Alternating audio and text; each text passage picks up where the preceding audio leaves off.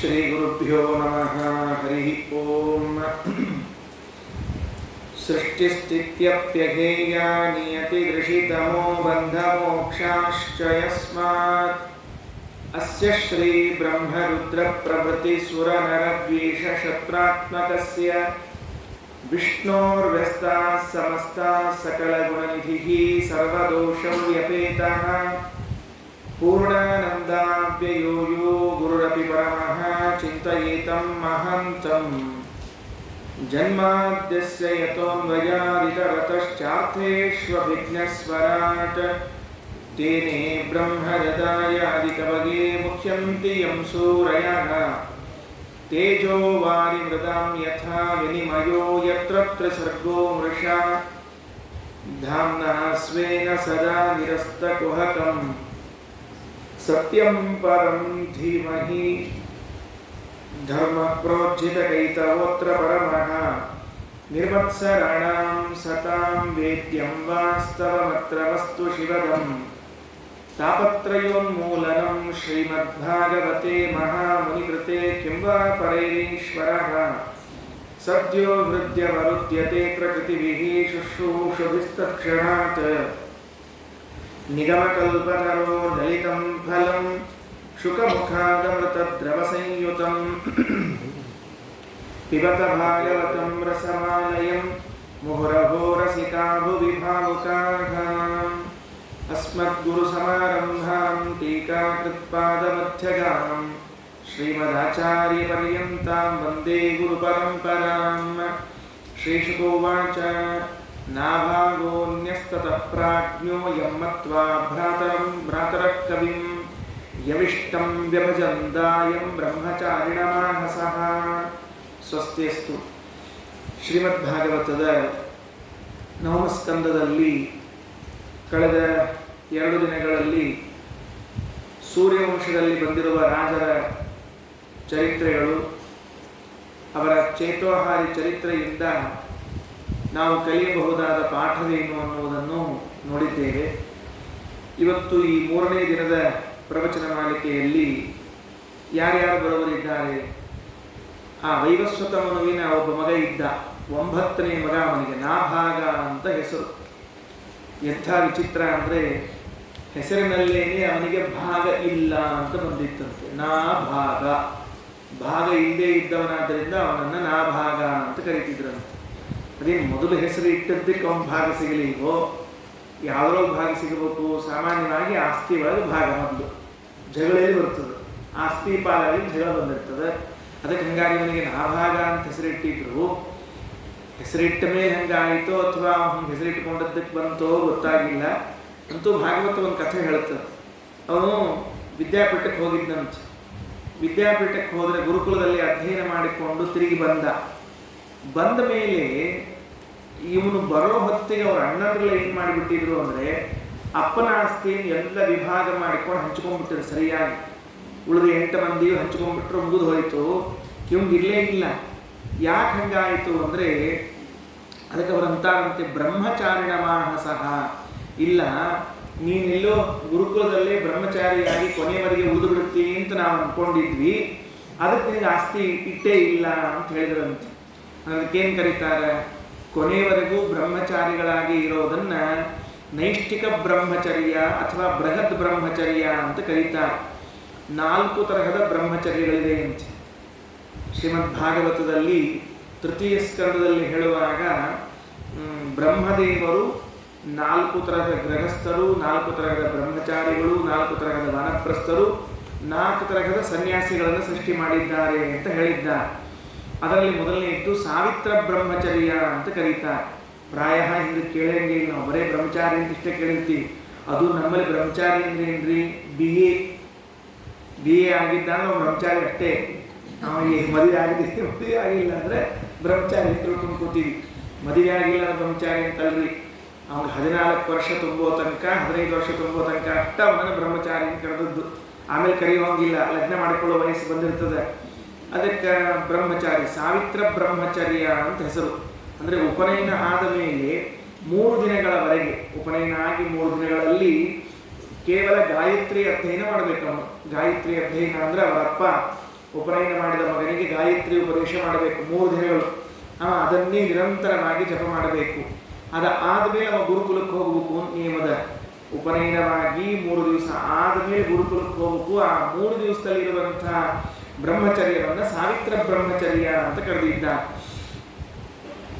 ಅದು ಮುಗಿದ ಮೇಲೆ ಪ್ರಾಜಾಪತ್ಯ ಬ್ರಹ್ಮಚರ್ಯ ಅಂತ ಮತ್ತೊಂದು.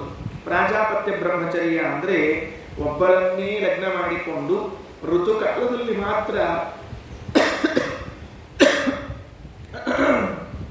ಅವಳ ಸಂಗ ಮಾಡ್ತಾ ಇದ್ರೆ ಅದಕ್ಕೆ ಪ್ರಾಜಾಪತ್ಯ ಬ್ರಹ್ಮಚರ್ಯ ಅಂತ ಕರೀತಾರೆ. ಇದು ಮುಗಿದ ಮೇಲೆ ಬ್ರಾಹ್ಮ ಬ್ರಹ್ಮಚರ್ಯ ಅಂತ 3ನೇ ಇತ್ತು.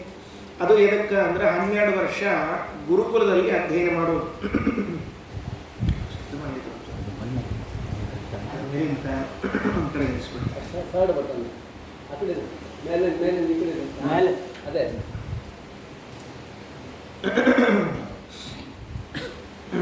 ಬ್ರಾಹ್ಮ ಬ್ರಹ್ಮಚರ್ಯ ಅಂದರೆ 12 ವರ್ಷ ಗುರುಕುಲವಾಸ.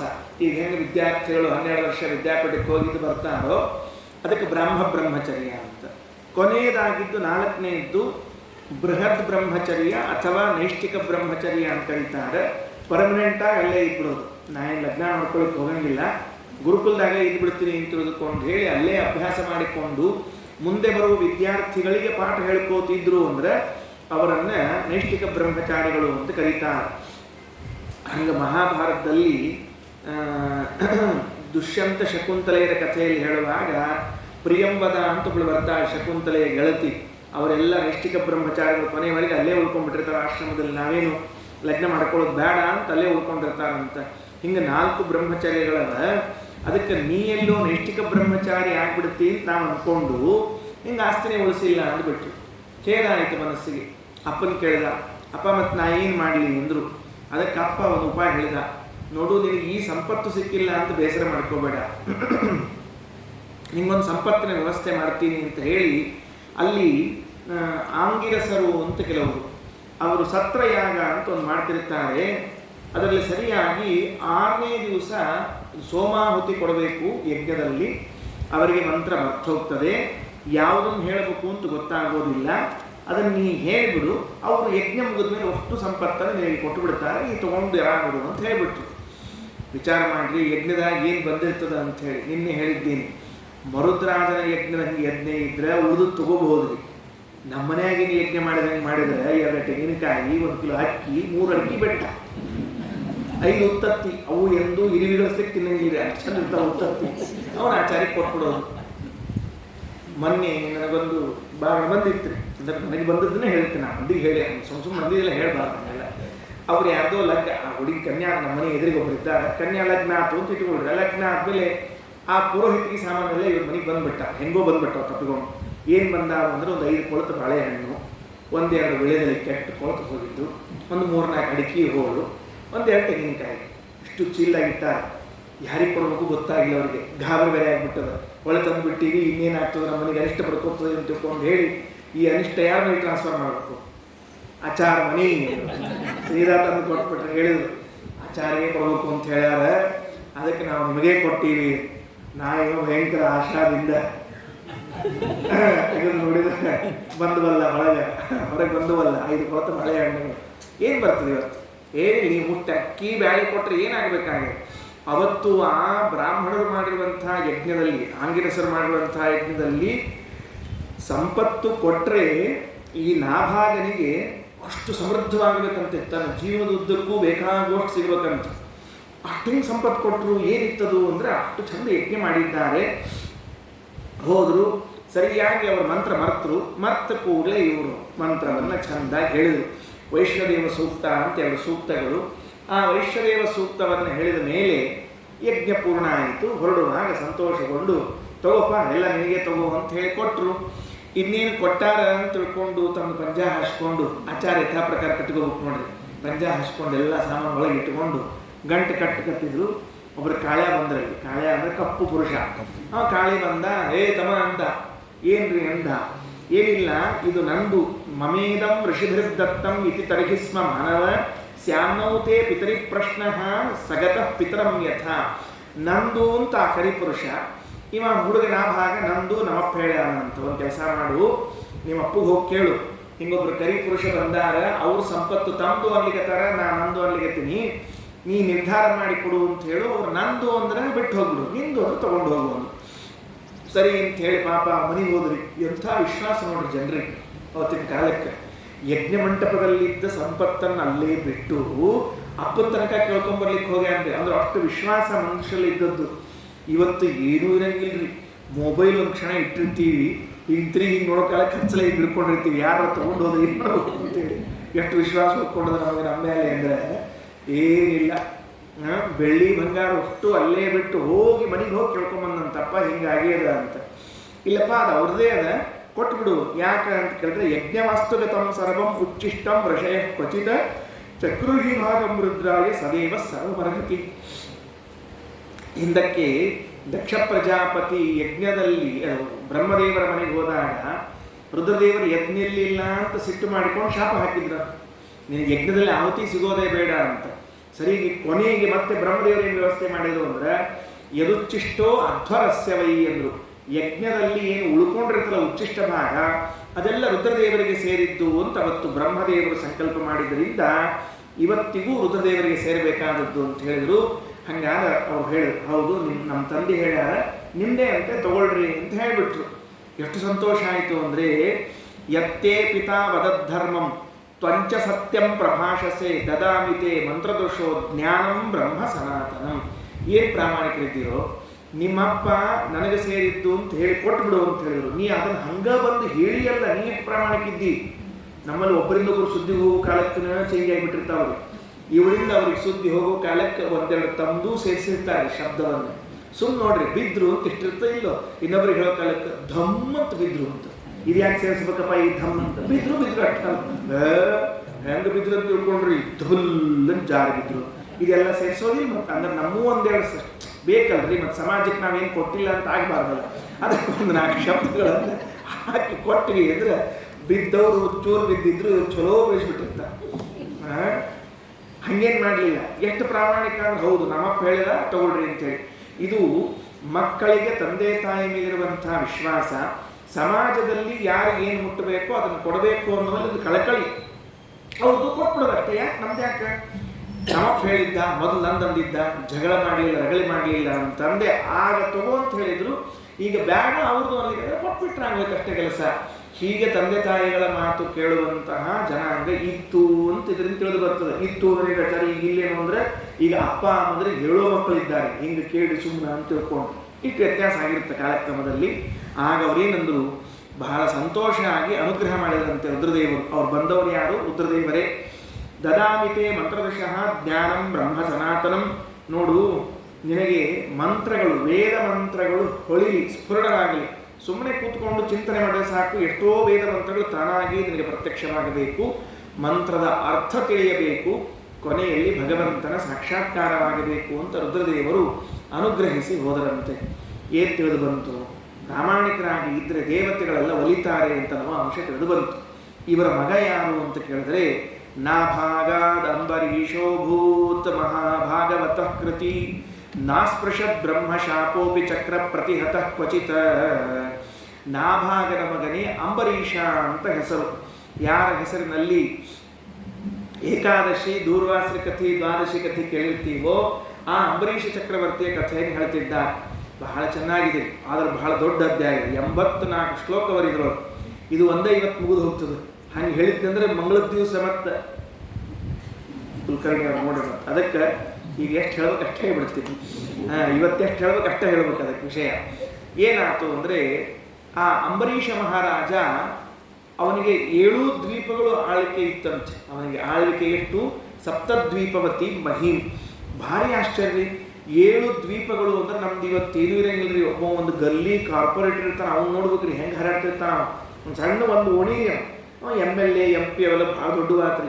ಇವರಿಗೆ ಕುಶದ್ವೀಪ, ಕ್ರೌಂಚದ್ವೀಪ, ಶಾಖದ್ವೀಪ, ಲಕ್ಷದ್ವೀಪ, ಜಂಬೂದ್ವೀಪ, ರಮ್ಯಕದ್ ಎಲ್ಲ ದ್ವೀಪಗಳ ಆಡಳಿತ ಇವೊಂದು ಒಬ್ಬಂದೇ ಅಂಬರೀಷಂದು.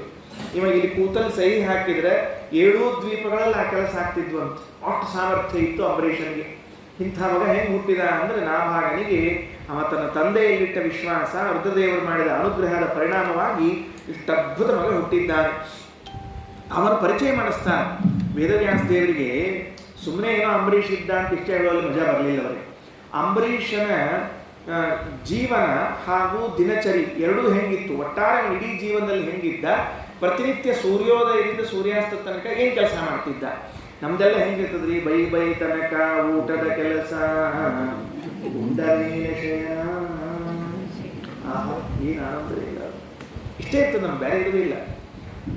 ಅದನ್ನು ಸಂಸ್ಕೃತದಾಗ ಒಂದು ಬೇರೆ ಶಬ್ದ ಕರೀತಾರೆ, ಮುಗಿದ್ಮೇಲೆ ಹೇಳ್ತೀನಿ. ಮತ್ತೆ ಏನು ಅಂದರೆ ಅಷ್ಟು ಇಷ್ಟು ಸಂಪತ್ತು ಬಂದಿದ್ರು. ಅಂಬರೀಷೋ ಮಹಾಭಾಗ ಸಪ್ತದ್ವೀಪವತಿ ಮಹಿಂ ಅವ್ಯಯಾಂತ ಶ್ರಿಯಂ ಲಬ್ಧ್ವಾ ವಿಭವಂ ಚತುಲಂಭುವಿ ತತ್ ಸ್ವಪ್ನ ಸಂಹಿತಂ. ಒಂದು ನಿರ್ಧಾರ ಮಾಡಿಕೊಂಡಂತೆ, ಇದು ಯಾವುದೂ ಶಾಶ್ವತ ಅಲ್ಲ, ಇವತ್ತಿಲ್ಲ ನಾಳೆ ಹೋಗುವಂಥದ್ದಿದು ಅಂತ ಗಟ್ಟಿ ಇಟ್ಕೊಂಡಿದ್ದಂತೆ. ದೃಷ್ಟಾಂತ ಹೆಂಗಿಟ್ಕೊಂಡಿದ್ದ, ಸ್ವಪ್ನವತ್. ಸ್ವಪ್ನದಲ್ಲಿ ಪದಾರ್ಥಗಳು ಇರ್ತಾವಲ್ಲ, ಅವೇನಾಗಿರ್ತಾವ್ರಿ, ಕಾಣಿಸೋಷ್ಟು ಕಾಲ ಇರ್ತಾವ. ಎಚ್ಚರ ಆದ್ಮೇಲೆ ಅಂದ್ರೆ ಏನಾಗ್ತದೆ, ಹೊರಬಿಡ್ತಾವ, ಮುಗಿದು ಹೋದ ಕೆಲಸ. ಹಾಗೆ ಈ ಸಂಪತ್ತೆಲ್ಲವೂ ಕೂಡ ಒಂದಿಲ್ಲ ಒಂದು ದಿವಸ ಹೋಗುವಂತಹದ್ದು, ಭಾಳ ವ್ಯಾಮೋಹ ಪಟ್ಕೋಬಾರದು ಅಂತ ಬಿಟ್ಟಿದ್ದಂತೆ. ವಾಸುದೇವೇ ಭಗವತಿ ತದ್ಭಕ್ತೇಷು ಚ ಸಾಧುಷು ಪ್ರಾಪ್ತೋ ಭಾವಂ ಪರಂ ವಿಶ್ವಂ ಏನೇದಂ ಲೋಷ್ಟವಸ್ಮೃತಂ. ಅವನ ವೈರಾಗ್ಯ ಎಷ್ಟಿತ್ತು ಅಂದರೆ ಇಡೀ ಸಂಪತ್ತನ್ನೆಲ್ಲ ಮಣ್ಣಿನ ಹೆಂಟೆಗೆ ಸಮಾನ ಅಂತ ತಿಳಿದುಕೊಂಡು ಬಿಟ್ಬಿಟ್ಟಿದ್ದಂತೆ. ಅಂದರೆ ಮೊದಲನೇದ್ದು ವೈರಾಗ್ಯ. ಇದು ವೈರಾಗ್ಯ ಅನ್ನೋದೇನಿರ್ತದೆ ನೋಡ್ರಿ, ಎಲ್ಲ ಪದಾರ್ಥಗಳು ಇದ್ದಾಗ ಬ್ಯಾಡ ಅಂತ ಬಿಡೋದು ವೈರಾಗ್ಯ ರೀ. ಏನೂ ಇರಂಗೇ ಇಲ್ಲ, ನಾವು ಅದನ್ನು ತಿನ್ನಂಗಿಲ್ಲ, ಇದನ್ನು ಉಣ್ಣಂಗಿಲ್ಲ, ಅದನ್ನು ಉಟ್ಕೊಳ್ಳಂಗಿಲ್ಲ, ಇದನ್ನು ಉಟ್ಕೊಳ್ಳಂಗಿಲ್ಲ ಅಂತ ಹೇಳಿದ್ರೆ ವೈರಾಗ್ಯ ಅನ್ನಂಗಿಲ್ಲದಕ್ಕೆ ಅಭಾವ ವೈರಾಗ್ಯ ಅಂತ ಕರಿತಿರ್ತಾರೆ ನಮ್ಮಲ್ಲಿ. ನಾವು ದಿವಸ ರೇಷ್ಮೆ ಮಡಿ ಉಟ್ಕೊಳ್ಳಂಗಿಲ್ರಿ. ಯಾಕೆ ಉಟ್ಕೊಳ್ಳಂಗಿಲ್ಲ? ನಿನಗೆ ಕೌಪಿನಕ್ಕೆ ಗತಿ ಇಲ್ಲ, ನಿನಗೆ ಲಂಗೋಟಿಗೆ ಗತಿ ಇಲ್ಲ, ರೇಷ್ಮೆ ಮಡಿ ಉಟ್ಕೊಳ್ಳಂಗಿಲ್ಲ ಏನಾಗ್ತದಕ್ಕೆ? ಅದು ಇಲ್ಲ, ಅಭಾವ ವೈರಾಗ್ಯ. ಅದಕ್ಕೆ ಹಂಗೆ ಇದ್ದಿದ್ದಿಲ್ಲ ಅಂಬರೀಷನಿಗೆ. ಎಲ್ಲ ಇದ್ರೂ ಬೇಡ ಅಂತ ಬಿಟ್ಬಿಟ್ಟಿದ್ದ ಅವನು. ಇಡೀ ದಿವಸದ ಕೆಲಸ ಹೆಂಗಿತ್ತು ಅಂದರೆ ಸವೈವನ ಕೃಷ್ಣ ಪದಾರವಿಂದಯೋ ವಚಾಂಸಿ ವೈಕುಂಠ ಗುಣಾನುವರ್ಣನೆ ಕರೋ ಹರೇರ್ಮಂದಿರ ಮಾರ್ಜನಾದಿಷು ಶ್ರುತಿಂ ಚಕಾರಾಚ್ಯುತ ಸತ್ಕಥೋದಯೇ. ವೇದವ್ಯಾಸ ದೇವರಿಗೆ ಅದೇನು ಪ್ರೀತಿಯೋ ಗೊತ್ತಿಲ್ಲ ಅಂಬರೀಷನ ಮೇಲೆ. ಅವನು ಮನಸ್ಸಿನಿಂದ ಶುರು ಮಾಡ್ಯಾರ. ಮನಸ್ಸೆಲ್ಲಿತ್ತು ಅಂಬರೀಷ್ ಮಹಾರಾಜಂದು? ನಮ್ಮ ಮನಸ್ಸು ಎಲ್ಲೆಲ್ಲೋ ಹೋಗಿರ್ತಲ್ಲ, ಹಾಗೆಲ್ಲೋ ಹೋಗಿದ್ದಿಲ್ಲ. ಒಂದು ಕೃಷ್ಣ ಪದಾರವಿಂದಯೋ. ಇಲ್ಲಿ ಕೃಷ್ಣ ಅನ್ನೋ ಶಬ್ದಕ್ಕೆ ಏನು ಅರ್ಥ ಮಾಡ್ಕೋಬಾರ್ದು, ಇದು ಯಾದವ ವಂಶದಲ್ಲಿ ಹುಟ್ಟಿದ ಕೃಷ್ಣ ಅಂತ ಅರ್ಥ ಅಲ್ಲ, ಭಗವಂತ ಅಂತ ಅರ್ಥ. ಮೂಲ ರೂಪಕ್ಕೂ ಕೂಡ ಕೃಷ್ಣ ಅಂತ ಹೆಸರದ. ನಾರಾಯಣ ಅಂತ ಹೆಂಗೆ ಹೆಸರಿದೆಯೋ ಹಂಗೆ ಮೂಲ ರೂಪಕ್ಕೂ ಕೂಡ ಏನು ಹೆಸರದ, ಕೃಷ್ಣ ಅಂತ ಹೆಸರದ. ಹಂಗಾಗಿ ಭಗವಂತನಲ್ಲಿ ಮನಸ್ಸಿಟ್ಟಿದ್ದ ಅವನು. ಕರವು ಎರಡೂ ಕೈಗಳಿಂದ ಏನು ಮಾಡ್ತಿದ್ದ ಅಂತ ಹೇಳಿದ್ರೆ, ಮಂದಿರ ಮಾರ್ಜನಾದಿಶು, ದೇವರ ಮಂದಿರವನ್ನ ಬಳಿಲಿಕ್ಕೆ ಉಪಯೋಗಿಸ್ಕೊಂಡಿದ್ದ. ಅಂದ್ರೆ ಅಂಬರೀಷ ಮಹಾರಾಜ ಮನೆಯಲ್ಲಿ ಎಷ್ಟು ಆಳಗಳನ್ನು ಇಟ್ಟುಕೊಂಡಿರಬಹುದು ವಿಚಾರ ಮಾಡ್ರಿ. ಒಬ್ಬ ಆಳಗಿನ ಕೈಯಲ್ಲೂ ಕೂಡ ದೇವರ ಮನೆ ಬಳಿಲಿಕ್ಕೆ ಕೊಡ್ತಿದ್ದಿಲ್ಲಂತ. ಎಲ್ಲ ಅನುಕೂಲ ಇದ್ದು ಗಂಡ ಹೆಂಡತಿ ಜಗಾಡ್ತಿದ್ರಂತ. ಅಂಬರೀಷನ ಹೆಂಡತಿ ಎದಕ್ಕೆ ಜಗಾಡ್ತಿದ್ರು ಅಂದ್ರೆ, ದೇವರ ಮನೆ ಕಸ ನಾ ಬಳಿತೀನಿ ಅಂತಕ್ಕಿ, ನೀ ಬಳಿಬೇಡ ನಾ ಬಳಿತೀನಿ ಅಂತಿಮ. ಇಷ್ಟು ಜಗಳ ಬರ್ತಿತ್ತಂತ. ನಮ್ಮಲ್ಲಿ ಹಂಗೆ ಇಡೀ ಮನೆ ಕಸ ಬಳಸ್ತಿರ್ತಾರೆ, ಏನು ಜಗಳ ಹಂಗೆ ಇಲ್ರಿ. ಅವಾಗ ಬಳಿ ಅಂತಿರ್ತಾರೆ, ಶ್ರದ್ಧಾ ಭಕ್ತಿಯಿಂದ ಬಳಿತಿರ್ತಾರೆ. ಇಲ್ಲಿ ಅದಕ್ಕೆ ಅಂದ್ರೆ ಪ್ರೀತಿ ಇರ್ತದಂತ ಇಷ್ಟ ಅರ್ಥ. ಹಂಗೆ ಹೇಳಬಾರ್ದು ಅಂತ ಇಂಗ್ಲೀಷ್ ಮೀಡಿಯಮ್ನಾಗ ಕನ್ನಡ ಮೀಡಿಯಮ್ನಾಗ ಹಿಂಗೆ ಹೇಳ್ತೀನಿ ಅಷ್ಟ. ಅದು ಕರವು ಹರಿಯರ್ ಮಂದಿರ ಮಾರ್ಜನಾದಿಶು, ದೇವರ ಗುಡಿಯನ್ನ ಪ್ರಾಯ ರಾಜನಿದ್ದರಿಂದ ದೊಡ್ಡ ಗುಡಿ ಇರಬೇಕು, ಒಳಗೆ ಮನೆ ಒಳಗೆ ಒಂದು ದೇವಸ್ಥಾನ ಕಟ್ಸ್ಕೊಂಡಿರ್ಬೇಕು. ಅದಿಷ್ಟು ತಾನೇ ಬಳಿತಿದ್ದಂತ. ಯಾಕೆ? ಇದಕ್ಕೆ ಒಂದು ಸ್ಮೃತಿ, ಪುರಾಣಗಳು ಸ್ಮೃತಿಗಳಿರ್ತಾವಲ್ಲ, ಅಲ್ಲಿ ಒಂದೊಂದು ಮಾತು ಹೇಳ್ತಾರೆ. ನಾವು ದೇವರ ಮನೆಯನ್ನು ಎಷ್ಟು ಸ್ವಚ್ಛ ಮಾಡ್ತೀವಲ್ಲ ಅದಕ್ಕೆ ಏನೇನು ಪುಣ್ಯ ಅದ ಅಂತ ಒಂದು ಮಾತು ಹೇಳ್ಯಾರ. ಈಗ ಒಂದು ಆಕಳ ಕುತ್ಕೊಂಡು ಎದ್ರೆ ಎಷ್ಟು ಜಾಗ ಇರ್ತದೆ ಹೇಳಿಕೊಂಡಂತ, ಇಷ್ಟು ಇಲ್ಲಿಂದ ಇಲ್ಲಿ ತನಕ ಕೂದಿರ್ತಂತ ಇಟ್ಕೊಳ್ರಿ. ಅದಕ್ಕೆ ಗೋಚರ್ಮ ಮಾತ್ರ ಅಂತ ಹೆಸರು. ಇಲ್ಲಿಂದ ಇಷ್ಟು ದೂರ ಕೂತ ಆಕಳ ಎದ್ದು ಹೋಗೋ ಜಗದ ಹಂಗ ದೇವರ ಮನೆಯೊಳಗೆ ಅಷ್ಟು ಜಾಗ ಸ್ವಚ್ಛ ಮಾಡಿದರೆ, ವಾಜಪೇಯಿ ಯಾಗ ಅಂತ ಒಂದು ಯಾಗ ಇದೆ ಸಂಸ್ಕೃತದಲ್ಲಿ, ಯಾಗ ಮಾಡುವಾಗ ಆ ಯಾಗದ ಫಲ ಬರ್ತದೆ. ಅಗ್ನಿಷ್ಟೋಮ ಅಂತ ಒಂದು ಯಾಗ ಅದ, ಅದ್ರ ಫಲ ಬರ್ತದೆ. ಇನ್ನು ಕೆಲವರು ಏಕಾದಶಿ ದಿವಸ ಏನು ಇಟ್ಕೊಂಡಿರ್ತಾರೆ ಅಂದರೆ ದೇವ್ರಿಗೆ ಸ್ವಚ್ಛ ಮಾಡೋದು ಇಟ್ಕೊಂಡ್ಬಿಟ್ಟಿರ್ತಾರೆ ನೋಡಿ ಏಕಾದಶಿ ದಿವಸ. ಏನು ಆನಂದ ಆಗಿರ್ತದೋ ಗೊತ್ತಿಲ್ಲರಿ, ಅಷ್ಟು ಪೆಟ್ಟಿಗೆ ತೆಳಗಿಳಿಸ್ಬಿಟ್ಟಿರ್ತಾರೆ. ಕಸ ಬಳದದ್ದು ವರ್ಷಿದ್ದು ಜಾಡಿಸಿದ್ದು ಉಪಕರಣಿ ತೊಳೆದದ್ದು ಸಾಯಂಕಾಲ ತನಕನೂ ಇದೇ ಮಾಡ್ತಿರ್ತಾರೆ. ಏಕಾದಶಿ ಸಂಜಾತು ಅಂದರೆ ಎಲ್ಲ ಇಟ್ಟು ಉಳಿಬಿಡ್ತಾರೆ, ಮುಗಿದು ಹೋದ ಕೆಲಸ. ಮತ್ತು ದ್ವಾದಶಿ ಬೆಳಗ್ಗೆ ಶುರು ಆಗಿರ್ತದೆ. ಹಿಂಗೆ ಈ ಬೆಳಗ್ಗಿನ ಸಾಯಂಕಾಲದವರೆಗೆ ದೇವ ಮಂದಿರವನ್ನು ಸ್ವಚ್ಛ ಮಾಡಿದರೆ ರಾಜಸೂಯಾಗ ಮಾಡಿದ ಪುಣ್ಯ ಬರ್ತದೆ ಅಂತ ಹೇಳ್ತಾರೆ. ದೇವಸ್ಥಾನವನ್ನು ಸ್ವಚ್ಛ ಮಾಡಿ ದೇವ ಮಂದಿರವನ್ನು ಸ್ವಚ್ಛ ಮಾಡಿದರೆ ಏನಿರ್ಬೋದು ಅದರಲ್ಲಿ ಗೊತ್ತಿಲ್ಲ ನಮಗೆ. ಅಷ್ಟು ಆ ಧೂಳಿನಲ್ಲಿ ಮಹತ್ವ ಅದ. ನಮ್ಮ ಹಿರಿಯ ವಿದ್ವಾಂಸರು ಹೇಳ್ತಿರ್ಬೇಕು ಒಬ್ಬರು ಏನು ಅಂದರೆ, ದಿವಸ ದೇವ್ರ ಬೆಳಿಗ್ಗೆ ಪೆಟ್ಟಿಗೆ ಕೂಡ್ತೀವಲ್ಲ, ಪೂಜಾ ಕೂಡ್ತೀವಲ್ಲ, ಧೂಳು ಬಿದ್ದಿರ್ತದೆ. ಸಹಜವಾಗಿ ಬೀಳೋದು ಅದೇನು ಮಾಡ್ಲಿಕ್ಕೆ ಬರೋದಿಲ್ಲ. ಆವಾಗ ಧೂಳು ಹಿಂಗೆ ಜಾಡಿಸ್ಬೇಡ್ರಿ ಅಂತಿರ್ಬೇಕ್ರಿ, ಹಿಂಗೆ ಜಾಡಿಸ್ಕೊಳ್ರಿ ಅಂತ. ಅಟ್ಲೀಸ್ಟ್ ದೇವರ ಪೆಟ್ಟಿಗೆ ಮೇಲೆ ಬಿದ್ದ ಧೂಳರ ನಿಮ್ಮ ಮೈ ಮೇಲೆ ಬೀಳಲಿ ಅಂತ. ನಾವು ದೇವಸ್ಥಾನಕ್ಕೆ ಹೋದಾಗಲೂ ಹಿಂಗೆ ಅಂದ್ಕೊಂಡು ಬರೋ ಮಂದಿ ನಾವೆಲ್ಲ. ಒಂದು ಕಚ್ಚಿ ಬಿಟ್ಕೊಂಡು ಎಲ್ಲ ಕಡೆ ವರ್ಷಕೊಂಡು ಬರ್ತಿರ್ತೀವಿ ನಾವೆಲ್ಲ. ಹಂಗೆ ಮಾಡಬಾರ್ದು. ತಾಕ್ಲಿ ಏನು ತಪ್ಪಾಯ್ತು. ನಮಗಿಂತಲೂ ಹಿರಿಯರು ಎಷ್ಟೋ ಜನ ಇರ್ತಾರೆ, ಸಾಧಕರು ಇರ್ತಾರೆ, ಭಗವದ್ಭಕ್ತರು ಇರ್ತಾರೆ, ಪ್ರಾಮಾಣಿಕರು ಇರ್ತಾರೆ, ಸಮಾಜಮುಖಿಗಳಿರ್ತಾರೆ. ಅವರೆಲ್ಲ ಪಾದಧೂಳಿಗಳು ನಮಗೆ ತಾಕಿದರೆ ನಮಗೂ ಒಂದಿಷ್ಟು ಒಳ್ಳೆಯ ಬುದ್ಧಿ ಬಂದಿತ್ತು. ಅದಕ್ಕಾಗಿ ದೇವಸ್ಥಾನದಲ್ಲಿ ದೇವ ಮಂದಿರಗಳಲ್ಲಿ ಪೂಜೆ ಮಾಡುವಾಗ ದೇವರ ಪಟ್ಟಿಗೆ ಮಂಟಪ ಗಿಟಪ ಸ್ವಚ್ಛ ಮಾಡೋ ಕಾಲಕ್ಕೆ ಹಿಂಗಿಂಗ್ ಅನ್ಬೇಡ್ರಿ, ಹಿಂಗಿಂಗ್ ಅನ್ಕೊಳ್ರಿ ಅಂತ ಹೇಳಬೇಕು. ಅದೆಷ್ಟು ಧೂಳು ನಮ್ಮ ಮೇಲೆ ಬೀಳಲಿ ಅಂತ. ಹಂಗೆ ಅಂಬರೀಷ ಮಹಾರಾಜ ಕರೋ ಹರೇರ್ ಮಂದಿರ ಮಾರ್ಜನಾದಿಷು ಶ್ರುತಿಂ ಚಕಾರಾಚ್ಯುತ ಸತ್ಕಥೋದಯೇ. ಮನೆಯೊಳಗೆ ಪುರಾಣ ಹೇಳ್ಕೋತ ಕೂತಿದ್ದಂತ್ರಿ. ಯಾವಾಗಲೂ ಬ್ರಾಹ್ಮಣರು ಬರಬೇಕು, ಪುರಾಣ ಹೇಳ್ಕೋತ ಕೊಡ್ಬೇಕಂತ ಅಲ್ರಿ. ರಾಜದ ಪುರಾಣ ಕೇಳೋಷ್ಟು ಟೈಮಲ್ಲಿ ಸಿಕ್ತಿತ್ತು ಅಂದರೆ ಹಂಗಿದ್ರಿ ಅವ. ಯಾವುದಕ್ಕೆ ತಲೆ ಹಾಕ್ಕೊಂಡಿರಲಿಲ್ಲವ.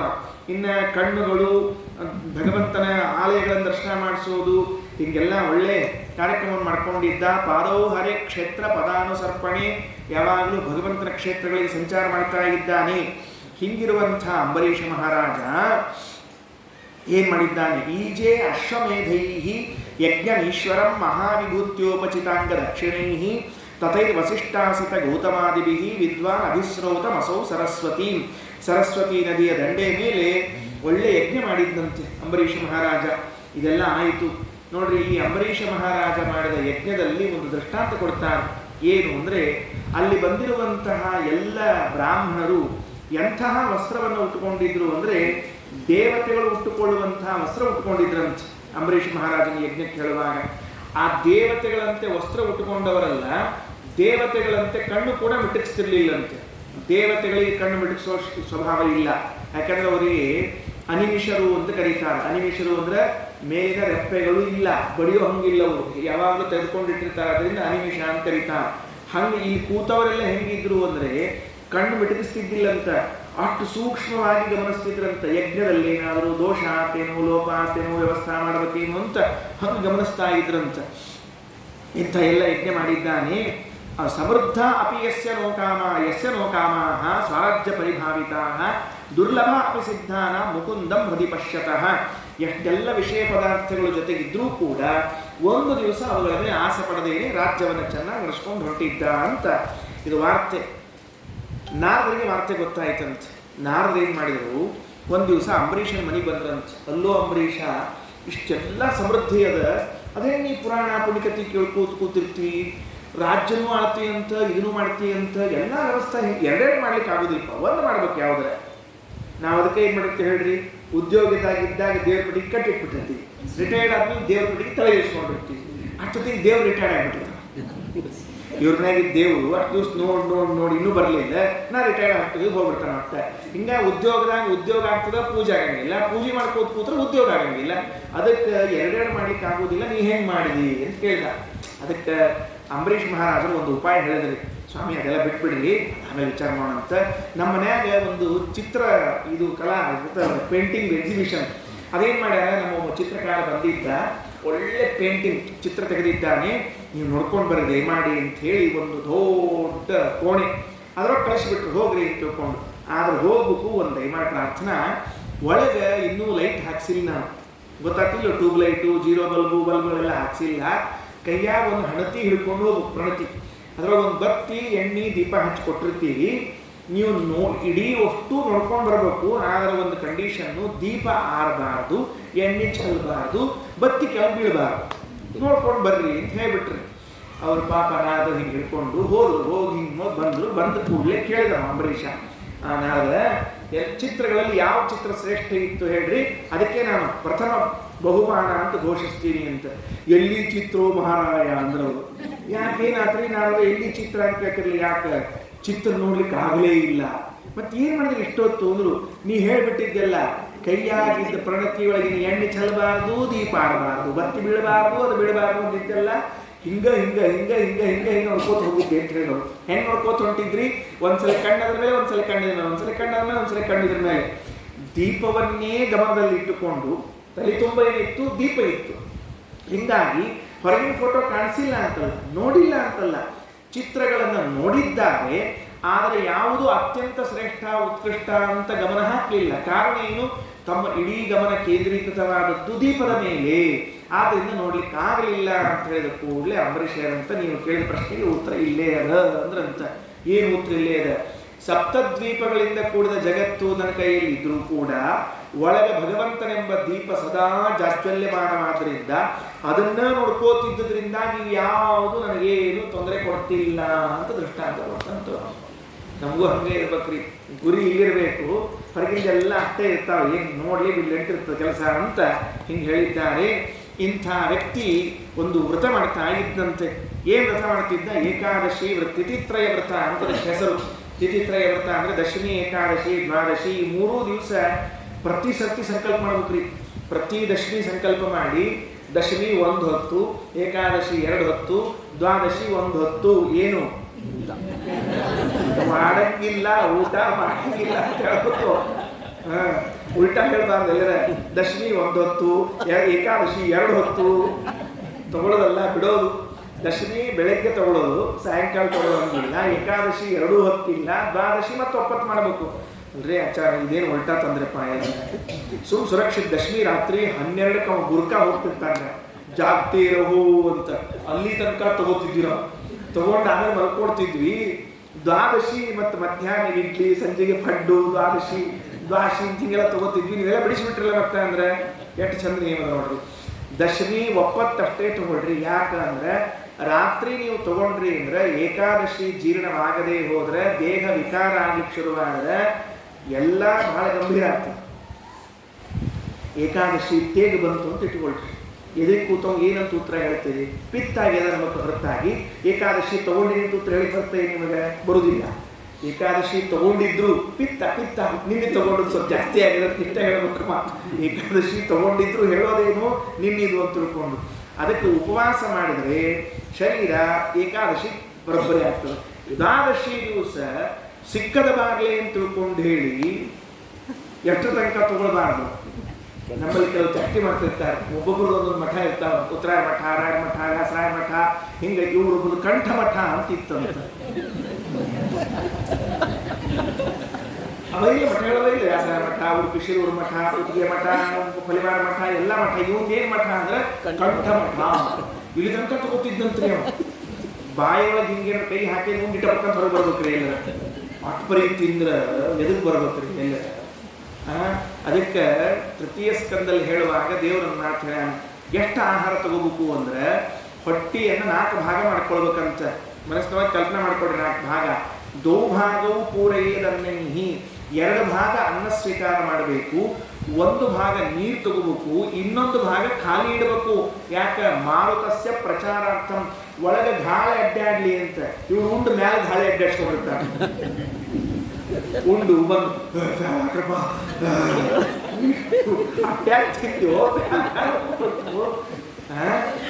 ಏನ್ರಿ ಎಲ್ಲರೂ ನಾವು ತಿನ್ನೋದು ನೋಡಿದ್ರೆ ಪ್ರಾಣಿಗಳು ಗಾಬರಿ ಆಗ್ತಾವ. ಕೆಲವರು ಉಂಡ್ರ ಮೇಲೆ ಮತ್ತೆ ಅಡಿಗೆ ಮನೆ ಅಡ್ಡಾಡ್ತಿರ್ತಾರೆ ನೋಡ್ರಿ. ಉಂಡ್ರ ಮೇಲೆ ಸುಮ್ಮನೆ ಅಡಿಗೆ ಮನೆ ಒಂಚೂರು ಅಡ್ಡಾಡಬೇಕು ಅಂತ. ಯಾಕೆ? ಹೋಗ್ತೊಂಬರ್ತೊಂಬ ಪುಟಾಣಿ ಶೇಂಗಾ ಗುಂಡಿ ಕೈ ಹಾಕ್ಬಿಟ್ಟು ಹಂಗೆ ತಿಂದ್ರೆ ಫ್ಯಾಕ್ಟ್ರಿ ಒಳಗಿನ ಕೆಟ್ಟ ಹೋಗ್ತದೆ. ಅದಕ್ಕೆ ಹಂಗೆ ತಿನ್ನಬಾರ್ದು. ಎಷ್ಟು ತಿನ್ನಬೇಕು? ಅರ್ಧ. ಅರ್ಧ ಅಂದ್ರೆ ಏನ್ರಿ? ನನಗೆ ಇನ್ನೂ ಹಸಿವೆ ಅದ ಅಂತ ಅನಿಸೋ ಕಾಲಕ್ಕೆ ಊಟ ನಿಲ್ಲಿಸ್ಬೇಕಂತ. ಇದು ಆಯುರ್ವೇದದ ಪದ್ಧತಿ. ನಾ ಮಾಡಿ ಆರೋಗ್ಯ ತಂದ್ಕೊಂಡಿನಿ. ಅದಕ್ಕೆ ನಿಮ್ಮ ಹತ್ರ ಹೇಳಿರ್ತೀನಿ, ಯಾವುದೂ ಖಾಲಿ ಪುಕ್ಕಟ್ಟು ಹೇಳ್ತಿಲ್ಲ. ನನಗೆ ಬಹಳಷ್ಟು ಅನಾರೋಗ್ಯ ಆಗ್ತಿತ್ತು. ಆಹಾರವನ್ನು ನಾ ಏನು ಹೇಳಿದ್ನೆಲ್ಲ ಹಂಗೆ ತಗೋತಿದ್ದಿರಿ. ನಾ ಫಸ್ಟು ಗೊತ್ತಾಗ್ತಿಲ್ಲ, ಮಂದಿಗಷ್ಟೇ ಹೇಳಿ ಚಾಟಿ ಮಾಡಿಲ್ಲ, ನಾ ಹಂಗೆ ತಗೋತಿದ್ರಿ. ಅಷ್ಟು ಒಂದು ಚಲೋ ಊಟ ಮಾಡೋದು ಹೋಯ್ತು ಅಂತ ಇಷ್ಟು ಲೆಕ್ಕ ನಮ್ಮ ಮತ್ತೆ ಸಂಜೆ ಪಂಜೆ ಆಗಲ್ಲ ನೋಡ್ತಿದ್ದೆ. ಹಂಗೆ ತಿಂತಿದ್ರ ಪರಿಣಾಮ ಏನಾಗ್ತಿತ್ತು ಅಂದರೆ ನನಗೆ ಅಜೀರ್ಣ ಆಗಿ ತಲೆಶೂಲಿ ಬರ್ತಿತ್ತು. ಅದಕ್ಕೊಬ್ಬರು ಆಯುರ್ವೇದಿಕ್ ವೈದ್ಯರು ಏನು ಸಲಹೆ ಕೊಟ್ಟರು ಅಂದರೆ, ಆಚಾರ್ಯ ಅರ್ಧ ಊಟ ಮಾಡಿರಿ ಮೊದಲು ಅಂತ ಸಲಹೆ ಕೊಟ್ಟರು. ನಾ ಏನು ಮಾಡಿದೆ, ತಲೆಶೂಲಿ ಕಡಿಮೆ ಆಗಬೇಕಲ್ಲ, ಆರೋಗ್ಯ ಬರಬೇಕಲ್ಲ ಅಂತ ಅರ್ಧ ಊಟ ಮಾಡ್ಲಿಕ್ಕೆ ಶುರು ಮಾಡಿದೆ. 1 ತಿಂಗಳು 1.5 ತಿಂಗಳು ಅನ್ನೋದ್ರೊಳಗಾಗಿ ಏನೇನು ರೋಗಗಳಿದ್ದು ನೋಡ್ರಿ ಅಷ್ಟು ಟಾಟಾ ಬಾಯ್ ಮಾಡಿ ಹೋಗ್ಬಿಟ್ಟು ಇವತ್ತಿಗೂ ನನಗೆ ರೋಗ ಬಂದಿಲ್ಲ. ಯಾಕೆ ಹೇಳ್ತೀನಿ ಅಂದರೆ, ನಾವು ಅರ್ಧ ಹೊಟ್ಟಿ ಊಟ ಮಾಡಿದರೆ ಕ್ಷೇಮದಿಂದ 100 ಕಾಲ ಬದುಕ್ತೀವಿ. ಫುಲ್ ತಿಂದರೆ 50 ವರ್ಷಕ್ಕೆ ಹೋಗ್ತೀವಿ. ಯಾಕಾಚಾರ ಅಂದರೆ ಮತ್ತೆ 100 ವರ್ಷದಿಂದ 50 ವರ್ಷಕ್ಕಿಂತ ಮತ್ತೆ ಅದರಿಂದ ಅರೆ ಹೊಟ್ಟಿ ಇರಬೇಕು. ಅರೆ ಹೊಟ್ಟಿ ಇದ್ದಾಗ ಅದಕ್ಕೆ ಜೀರ್ಣ ಚಂದ ಆಗ್ತದೆ. ಜೀರ್ಣ ಚಂದ ಆದಾಗ ಮತ್ತೆ ಹಸಿ ಆಗ್ತದೆ. ಹಸಿ ಆದಾಗ ತಿನ್ನಿ, ಸುಮ್ಮನೆ ತಿನ್ಲಿಕ್ಕೆ ಹೋಗ್ಬೇಡ್ರಿ ಅಂತ ಇದು ಶಾಸ್ತ್ರವೂ ಹೇಳಿದ್ದು. ಆಯುರ್ವೇದ ಶಾಸ್ತ್ರ ಇರಬಹುದು, ನಮ್ಮ ಭಾಗವತ ಶಾಸ್ತ್ರವೂ ಇರ್ಬೋದು, ಎಲ್ಲವೂ ಹೇಳಿಕೊಟ್ಟಿರುವಂಥ ಈ ದಶಮಿ ಏಕಾದಶಿ ದ್ವಾದಶಿ ವ್ರತ ಮಾಡಬೇಕು. ಕಾರ್ತೀಕ್ ಮಾಸದಾಗ ಒಮ್ಮೆ ಆ ವ್ರತದ ಉದ್ಯಾಪನೆ ಮಾಡ್ತಿದ್ದಂತೆ. ಅಂದರೆ ಏಕಾದಶಿ ಉದ್ಯಾಪನೆ, ಈಗ ವಿಷ್ಣು ಪಂಚಕದ ಉದ್ಯಾಪನೆ, ಲಕ್ಷಪತಿ ಉದ್ಯಾಪನೆ ಹಿಂಗಿರ್ತಾವಲ್ಲ, ಹಂಗೆ ಏಕಾದಶಿ ಉದ್ಯಾಪನೆ ಅಂತ. ಆಚಾರ ಲಘು ಸಿಗಬೇಕಾಗಿತ್ತು ನೀವೆಲ್ಲ ನಮ್ಮ ಪ್ರವಚನಕ್ಕೆ. ಇಷ್ಟೊತ್ತಿಗೆ ಏಕಾದಶಿ ಉದ್ಯಾಪನೆ ಮಾಡಿ ಎಷ್ಟು ದಿವಸ ಆಗ್ತಿತ್ತೋ ಏನು ನಮ್ಮದು. ನಮ್ಮಲ್ಲಿ ಉದ್ಯಾಪನೆ ಅಂದ್ರೆ ಮತ್ತೆ ಮಾಡಂಗಿಲ್ಲ ಅಂತ ಅರ್ಥ ರೀ. ಈಗ ಅರ್ಥ ನೋಡಿ ಕೂತವ್ರಿಗೆಲ್ಲ ಬರೋಬ್ಬರಿ. ಒಮ್ಮೆ ಉದ್ಯಾಪನೆ ಮಾಡಿದ್ರು ಅಂದ್ರೆ ಮುಗೀತು ಅಂತ ಅರ್ಥ. ಉದ್ಯಾಪನೆ ಇದ್ರೆ ಕರೀತಾರೆ ಮತ್ತೆ ಮುಂದೆ ಮಾಡೋಂಗಿಲ್ಲ ಅಂತ ಅದಕ್ಕೆ. ಹಾಗೆ ಏಕಾದಶಿ ಒಮ್ಮೆ ಉದ್ಯಾಪನೆ ಮಾಡ್ಬೋದಪ್ಪ, ಜೀವನದಾಗ ಮುಗಿದು ಹೋಯ್ತು ಅಂದ್ರೆ. ಹಂಗೆ ಇದ್ದಿಲ್ರಿ, ಪ್ರತಿ ಕಾರ್ತಿಕ್ ಮಾಸದಾಗ ಮುಗಿಸ್ಬೇಕು, ಮಾರ್ಷಿಷ್ ಮಾಸದಾಗ ಮತ್ತೆ ಶುರು ಮಾಡ್ಬೇಕಂತ. ಏನು ಬ್ಯಾಡ್ ಬಿಡ್ರಿ, ಶುರು ಮಾಡ್ಕೋತದ ಚಲೋ ಅದ. ಸುಳ್ಳು ಉದ್ಯಾಪನೆ ರೊಕ್ಕ ಖರ್ಚಾಗ್ತಾವ. ಹಂಗಾಗಿ ಮಾಡಿದ್ದಂತ ಅವತ್ತೊಂದು ದಿವಸ ಯಮುನಾ ತೀರದಲ್ಲಿ ಉದ್ಯಾಪನೆ ಮಾಡ್ತಿದ್ದಾನೆ. ಎಲ್ಲ ಬ್ರಾಹ್ಮಣರು ಕರೆದಿದ್ದಾನೆ. ಆ ಸಾಮರ್ಥ್ಯ ಅಂಬರೀಷ ಮಹಾರಾಜಂದು ಗೋದಾನ ಕೊಟ್ಟನಂತೆ. ಇಲ್ಲಿದ್ದದ್ದು ಓದ್ತೀನಿ, ಮತ್ತು ನನ್ನ ಸ್ವಂತದ ಕೈವಾಡಿ ಹಾಕಂಗಿಲ್ಲ. ಅವ ಎಷ್ಟು ಗೋದಾನ ಕೊಟ್ಟನಂತ ಹೇಳ್ತೀನಿ. ಪ್ರಾಹಿಣೋತ್ ಸಾಧು ವಿಪ್ರೇಭ್ಯ ಗೃಹೇಶು ನಿರ್ಗುದಾನಿ ಶತ. ಗೋದಾನವನ್ನ ಕೊಟ್ಟು ಬ್ರಾಹ್ಮಣರ ಮನೆಗೆ ಕೊಟ್ಟು ಕಳಿಸಿದಂತೆ. ಇಲ್ಲಿ ದಾನ ಕೊಡೋದು ಅವ್ರ ಮನೆಗೆ ಹೋಗಿ ಕಳಿಸುವಂತೆ. ಎಷ್ಟು ಕೊಟ್ಟಿದ್ದ ಅಂದ್ರೆ 60 ಕೋಟಿ ಗೋದಾನ ಕೊಟ್ಟಿದ್ದಾನೆ ಅಂತ ಹೇಳ. ಸಂಖ್ಯಾ ಕೇಳಿಸ್ತಾ ಇರೋದು ನಮ್ಮ ಕಿವಿಗೆ ಬೀಳ್ತಿಲ್ಲ, ಯಾಕಂದ್ರೆ ಆ ಶಬ್ದ ನಮ್ಗೆ ಗೊತ್ತೇ ಇಲ್ರಿ. ಒಂದು 60 ಕೋಟಿ ಅಂತ. 60 ಕೋಟಿ ಗೋದಾನ ಅಂದ್ರೆ ಊಹಾ ಮಾಡ್ಲಿಕ್ಕೆ ಸಾಧ್ಯ ಅದನ್ನ. 1 ಕೋಟಿ, 1 ಲಕ್ಷ, 100, 1000, 1 ಇರ್ತಾವ್ರಿ ಗೋದಾನ. 1 ಗೋದಾನ ಹಿಂಗೆ 1, 2, 3 ಕೊಡ್ಬೋದ್ರಪ್ಪ. 60 ಕೋಟಿ ಏನು ಗೋದಾನ ಇದೆ ಎಲ್ಲರ. ನಾವು ಒಂದ್ಸಲ ಒಂದು ಊರಿಗೆ ಹೋಗಿದ್ದೀರಪ್ಪ. ಆ ಒಂದು ಊರಿಗೆ ಹೋಗಿದ್ದು, ಒಂದು ಊರಲ್ಲಿ ಬರ್ತಾ ಇಲ್ಲ ಹೆಂಗೆ ಒಂದು ಕನ್ಸೆಷನ್ ಮಾಡಿದ್ರು. ಒಂದು ಊರಿನಲ್ಲಿ ಹಿಂಗೆ ಒಂದು ಊರಲ್ಲಿ ಅಲ್ಲಿ ಚಾತುರ್ಮಾಸದಾಗ ಯಾವುದೋ ಒಂದು ದ್ವಾದಶಿ ದಾನ ಕೊಡೋ ಪದ್ಧತಿ ಬರ್ತದೆ. ಈ ಹೆಣ್ಮಕ್ಳು ಪಾಪ ಆಚಾರ ಸಿಕ್ಕರು ಒಂದು ದಾನ ಕೊಡ್ತಿರ್ತಾರೆ. ನನಗೂ ಒಬ್ರು ಬಂದು ಹೇಳಿದ್ರು, ಏಕಾದಶಿ ದಿವಸ ಬಂದೇ ಬಿಟ್ರು ಬೆಳಿಗ್ಗೆ ನಮಗೆ ಆಚಾರ, ನಾನು ನಿಮಗೊಂದು ಗೋದಾನ ಕೊಡ್ಬೇಕಂತ ಇಟ್ಕೊಂಡಿನಿ, ತಗೋತಿರೋ ಇಲ್ಲೋ ಅಂತ ಹೇಳ್ಬಿಟ್ರು. ನಾ ಅಂದೆ, ಅನಾಯಸನ ಗೋದಾನ ಯಾರು ಬೇಡ ಅಂತಾರೆ, ಸಿಕ್ಕ ಭಾಗ್ಯ, ಬೆಳಿಗ್ಗೆ ಬರ್ತೇನೆ ಹೂ ಅಂದ್ಬಿಟ್ಟೆ ನಾನು. ಆ ಹೂ ಅಂದ ಮೇಲೆ ಸಾಯಂಕಾಲ ಹೊತ್ತಿ ಟೆನ್ಷನ್ ಶುರುವಾಯಿತು. ಬೇರೆ ಊರಿದಲ್ಲಿ ಹೋಗಿಬಿಟ್ಟಿನಿ, ಈ ಆಕಳಿಗೆ ಕೊಟ್ಟು ಬಿಟ್ರೆ ಹೆಣ್ಮಗಳು ತಗೊಂಡು ಹೋಗ್ಬೋದು ಹೇಗೆ? ಆಕೀವ ಆಕಳ ಕೊಟ್ಟು ಬಿಡ್ತಾಳೆ. ನಾ ಇಲ್ಲಿಂದ ಟ್ರಾನ್ಸ್ಪೋರ್ಟ್ ಖರ್ಚು ಎಷ್ಟು ಮಾಡ್ಬೇಕು ಅದನ್ನ ಮನೆಗೆ ತೊಗೊಂಡು ಹೋಗಿ. ಅದೇನು ಆಕಳ ಸಣ್ಣ ಸೈಜ್ ಇದ್ದದನೋ ದೊಡ್ಡ ಸೈಜ್ ಇದ್ದದನೋ ಲಟ್ ಅದನೋ ಥಳಿದದನೋ ರಾತ್ರಿ ಇದ್ದಿಲ್ಲ. ನನಗೆ ಏಕಾದಶಿ ಮಧ್ಯೆ ಜಾಗರಣೆ ಇರ್ತಿರ್ತಾಳೆ, ಬರಲೇ ಬರಲ್ಲ. ದ್ವಾದಶಿ ಬೆಳಗ್ಗೆ ಆಯ್ತು, ಊಟ ಸರಿ ಹೋಗ್ಲಿಲ್ಲ. ಯಾಕೆ ಆಕಳ ಚಿಂತೆ ನನಗೆ. ಊಟ ಮುಗಿತ್ತು, ಇನ್ನೇನು ಮಲ್ಕೊಳ್ಳಿ ಕೊಟ್ಟಿದ್ದೆ ಬಂದ್ಲ. ಆಚಾರ ದಾನ ಕೊಡ್ಲಿಕ್ಕೆ ಆಕಳ ಅಂದು ನಾ ಹೊರತನಕ ಹೋಗಿ ನೋಡ್ಕೊಂಡ್ ಬಂದ್ರಿ ಎಲ್ಲ ಕಟ್ಟಾಡ ಆಕಳ ಅಂತ. ಆಕಳೇ ಇದ್ದಿದ್ದಿಲ್ಲ. ಇವು ಆಕಳ ತಂದಿರ್ಲಿಕ್ಕೆ ಆಕಳ ಹೇಳ್ಕೊಡ್ತಾ ದಾನ ಅಂತ ನೋಡ್ತೀನಿ. ವ್ಯಾಂಟಿ ಬ್ಯಾಗ್ ನೀನು ತೆಗೆದ್ಲಲ್ಲ ಬೆಳ್ಳಿ ಆಕಳ. ಅವ್ವ ಸ್ವಲ್ಪ ನಿನ್ನೆ ಹೇಳಬೇಕು ಬೇಡವಾ ಅಂದ್ರೆ ಸುರಕ್ಷಿತ ನಿದ್ದೆ ಮಾಡ್ತಿದ್ದೆ. ಬೆಳ್ಳಿ ಆಕಳ ಅಂತ ಹೇಳಿಲ್ಲ, ಖರೆ ಆಕಳ ತಾನು ಕೊಡ್ಕೋತೀನಿ. ನಿದ್ರೆ ರಾತ್ರಿ ನನಗೆ. ಈ ಒಂದು ಗೋದಾನ ಮಾಡಿದ್ರೆ ಇಷ್ಟು ಕಷ್ಟ ಅದ, ಬಹಳ ಕಷ್ಟದ್ರಿ. ಇವತ್ತು ನಾವು ಮಾಡ್ತೀವಿ ಅಂದ್ರೂ ಸಾಕೋರಿಲ್ಲ, ನೆನಪಿಟ್ಟುಕೊಳ್ರಿ, ಸಾಕೋರಿಲ್ಲ, ಚಾನ್ಸೇ ಇಲ್ಲ. ಅವ್ರಿಗೆ ಎಷ್ಟು ಸಮಸ್ಯೆ ಅದ. ಒಂದು ಗೋವಿಗೆ ನಮ್ಮಲ್ಲೊಬ್ರು ಬ್ರಾಹ್ಮಣರು ಸಾಕಿದವ್ರು ಇದ್ದಾಗ ಚೆನ್ನಾಗಿ ಮಾಡ್ತಾ ಇದ್ದಾರೆ. 10 ವರ್ಷ ಆಯ್ತು ಅವ್ರು ಸಾಕ್ತಾ ಇದ್ದು. ಅವ್ರು ಹೇಳ್ತಾನೆ, ನಾ ಒಂದ್ಸಲ ಪ್ರಯತ್ನ ಮಾಡ್ಲಿಕ್ಕೆ ಹೋದೆ, ಒಂದು ಆಕಳ ತೊಗೊಂಡು ಸಾಕೋಣ, ವರ್ಷ 2 ವರ್ಷ ಸಾಕೋಣ. ಅವ್ರಿಗೆ ಒಂದೇ ಮಾತು, ಅಂಥ ಹುಚ್ಚುಚ್ಚಾರ ಮಾಡಬೇಡ್ರಿ, ಪಾಠ ಪ್ರವಚನ ಮಾಡ್ಕೊಂಡಿದ್ದು ಸಾಕು ಅಂತ. ಯಾಕಂದ್ರೆ ಎಷ್ಟು ಡಿಫಿಕಲ್ಟೀಸ್ ಅಂದರೆ ಮೇವು ಸಿಗುತ್ತಿಲ್ಲ ಇವತ್ತಿಗೆ. ಅದಕ್ಕೆ ಆಕಳಿಗೆ ಮೇವು ಸಿಗುತ್ತಿಲ್ಲ. ಹಿಂದಕ್ಕೆ ಗೋಮಾಳ ಅಂತ ಇರ್ತಿತ್ರಿ. ಗೋಮಾಳ ಅಂದ್ರೆ ಏನು, ಆಕಳ ಮೇಯ್ಕೊಂಡು ಬರ್ಲಿಕ್ಕೆ ಜಾಗ ಅದು. ಇವತ್ತು ಗೋಮಾಳದಾಗೆಲ್ಲ ಇವ್ರು ಮನೆ ಕಟ್ಸ್ಕೊಂಡು ಕೂತ್ಬಿಟ್ಟಾರ, ಮೇವಿಲ್ಲ. ಇನ್ನು ಹೊರಗಿಂದ ತರಿಸೋಣ ಅಂದ್ರೆ ಸಿಕ್ಕಾಪಟ್ಟೆ ಕಾಸ್ಟ್ಲಿ, ಎಲ್ಲಿಂದ ತರಿಸ್ಬೇಕು ಸಿಗೋದ್ರಲ್ಲಿ. ಅದಾದ್ಮೇಲೆ ಸಗಣಿ ಹಾಕಿ ತೆಗೆದು ಬಳದು ಎಲ್ಲ ಮಾಡಬೇಕು. ಅದಕ್ಕೆ ಹುಳ ಹತ್ತೋಂಗಿಲ್ಲ. ದಿವಸ ಸಂಜೆಗೆ ಒಂದಿಷ್ಟು ಬೆಳಿಗ್ಗೆ ಹೊಗೆ ಹಾಕಬೇಕು. ಏನಾರ ರೋಗ ಬಂದ್ರೆ ಡಾಕ್ಟರ್ ಕಡೆ ಕರ್ಕೊಂಡು ಹೋಗ್ಬೇಕು, ಇಲ್ಲ ಡಾಕ್ಟರ್ನ ಕರ್ಕೊಂಡು ಬರಬೇಕು. ಅಯ್ಯೋ, ಮನ್ಯಾಗ ಮಕ್ಕಳಿಗೆ ಮಾಡಿದಾಗ ರಗಡೆ ಆಗಿರ್ತದೆ. ಈಗ ನಾವು ಏನು ಮಾಡ್ತಿರ್ತೀವಿ ಅಲ್ಲ ನಾವು, ಅಂದಮೇಲೆ ಬಹಳ ಕಠಿಣ. ಅಂಥದ್ದು ಅಂಬರೀಷ ಮಹಾರಾಜ 60 ಕೋಟಿ ಗೋದಾನ ಮಾಡಿಬಿಟ್ಟಂತ. ದೊಡ್ಡ ಭಾಗ್ಯ ದೇವರು. ಈ ಇಂತಿಪ್ಪ ಅಂಬರೀಷನಿಗೆ ಭಗವಂತ ಒಂದು ಸರ್ತಿ ಸಾಕ್ಷಾತ್ಕಾರ ಕೊಟ್ಟು ತನ್ನ ಸುದರ್ಶನ ಚಕ್ರ ಕೊಟ್ಟಿದ್ನಂತ. ಇದು ನಿನ್ನ ರಕ್ಷಣೆಗೆ ಇರಲಿ ಅಂತ. ಅಂಬರೀಷ್ ಅಂದ, ಸ್ವಾಮಿ ನಾ ಯಾರ ಜೊತೆ ಜಗಳ ಆಡಬೇಕಾಗಿದೆ, ರಗಳೆ ಮಾಡಬೇಕಾಗಿದೆ, ಈ ಚಕ್ರ ತಗೊಂಡು ಏನು ಮಾಡಲಿ? ಏನು ಹೇಳೋದು ಗೊತ್ತೇನು, ದೇವರು ನಿಮ್ಮ ಮನೆ ದೇವ್ರ ಮನ್ಯಾಗ ಇಟ್ಟು ಪೂಜಾ ಮಾಡ್ತಿರು, ಅದು ತಾನೇ ಕೆಲಸಕ್ಕೆ ಬೀಳ್ತದೆ ಅಂತ ಹೇಳ್ಬಿಟ್ರು. ಒಂದು ಕೆಲಸಕ್ಕೆ ಬರ್ತದೆ. ಇಟ್ಟರು ಪೂಜೆ ಶುರು ಆಯಿತು. ಈ ವೃತ ಉದ್ಯಾಪನೆ ಮಾಡ್ತಿದ್ನಲ್ಲ, ಅದು ದ್ವಾದಶಿ ಎಲ್ಲರಿಗೂ ಬ್ರಾಹ್ಮಣರಿಗೆ ಊಟಕ್ಕೆ ಹಾಕಿ ಎಲ್ಲ ಮಾಡಿದ. ಇನ್ನೇನು ಪಾನೀಯ ಕುಡ್ಬೇಕು, ಬರೋಬ್ಬರಿ ದೂರ್ವಾಸರು ಬಂದರು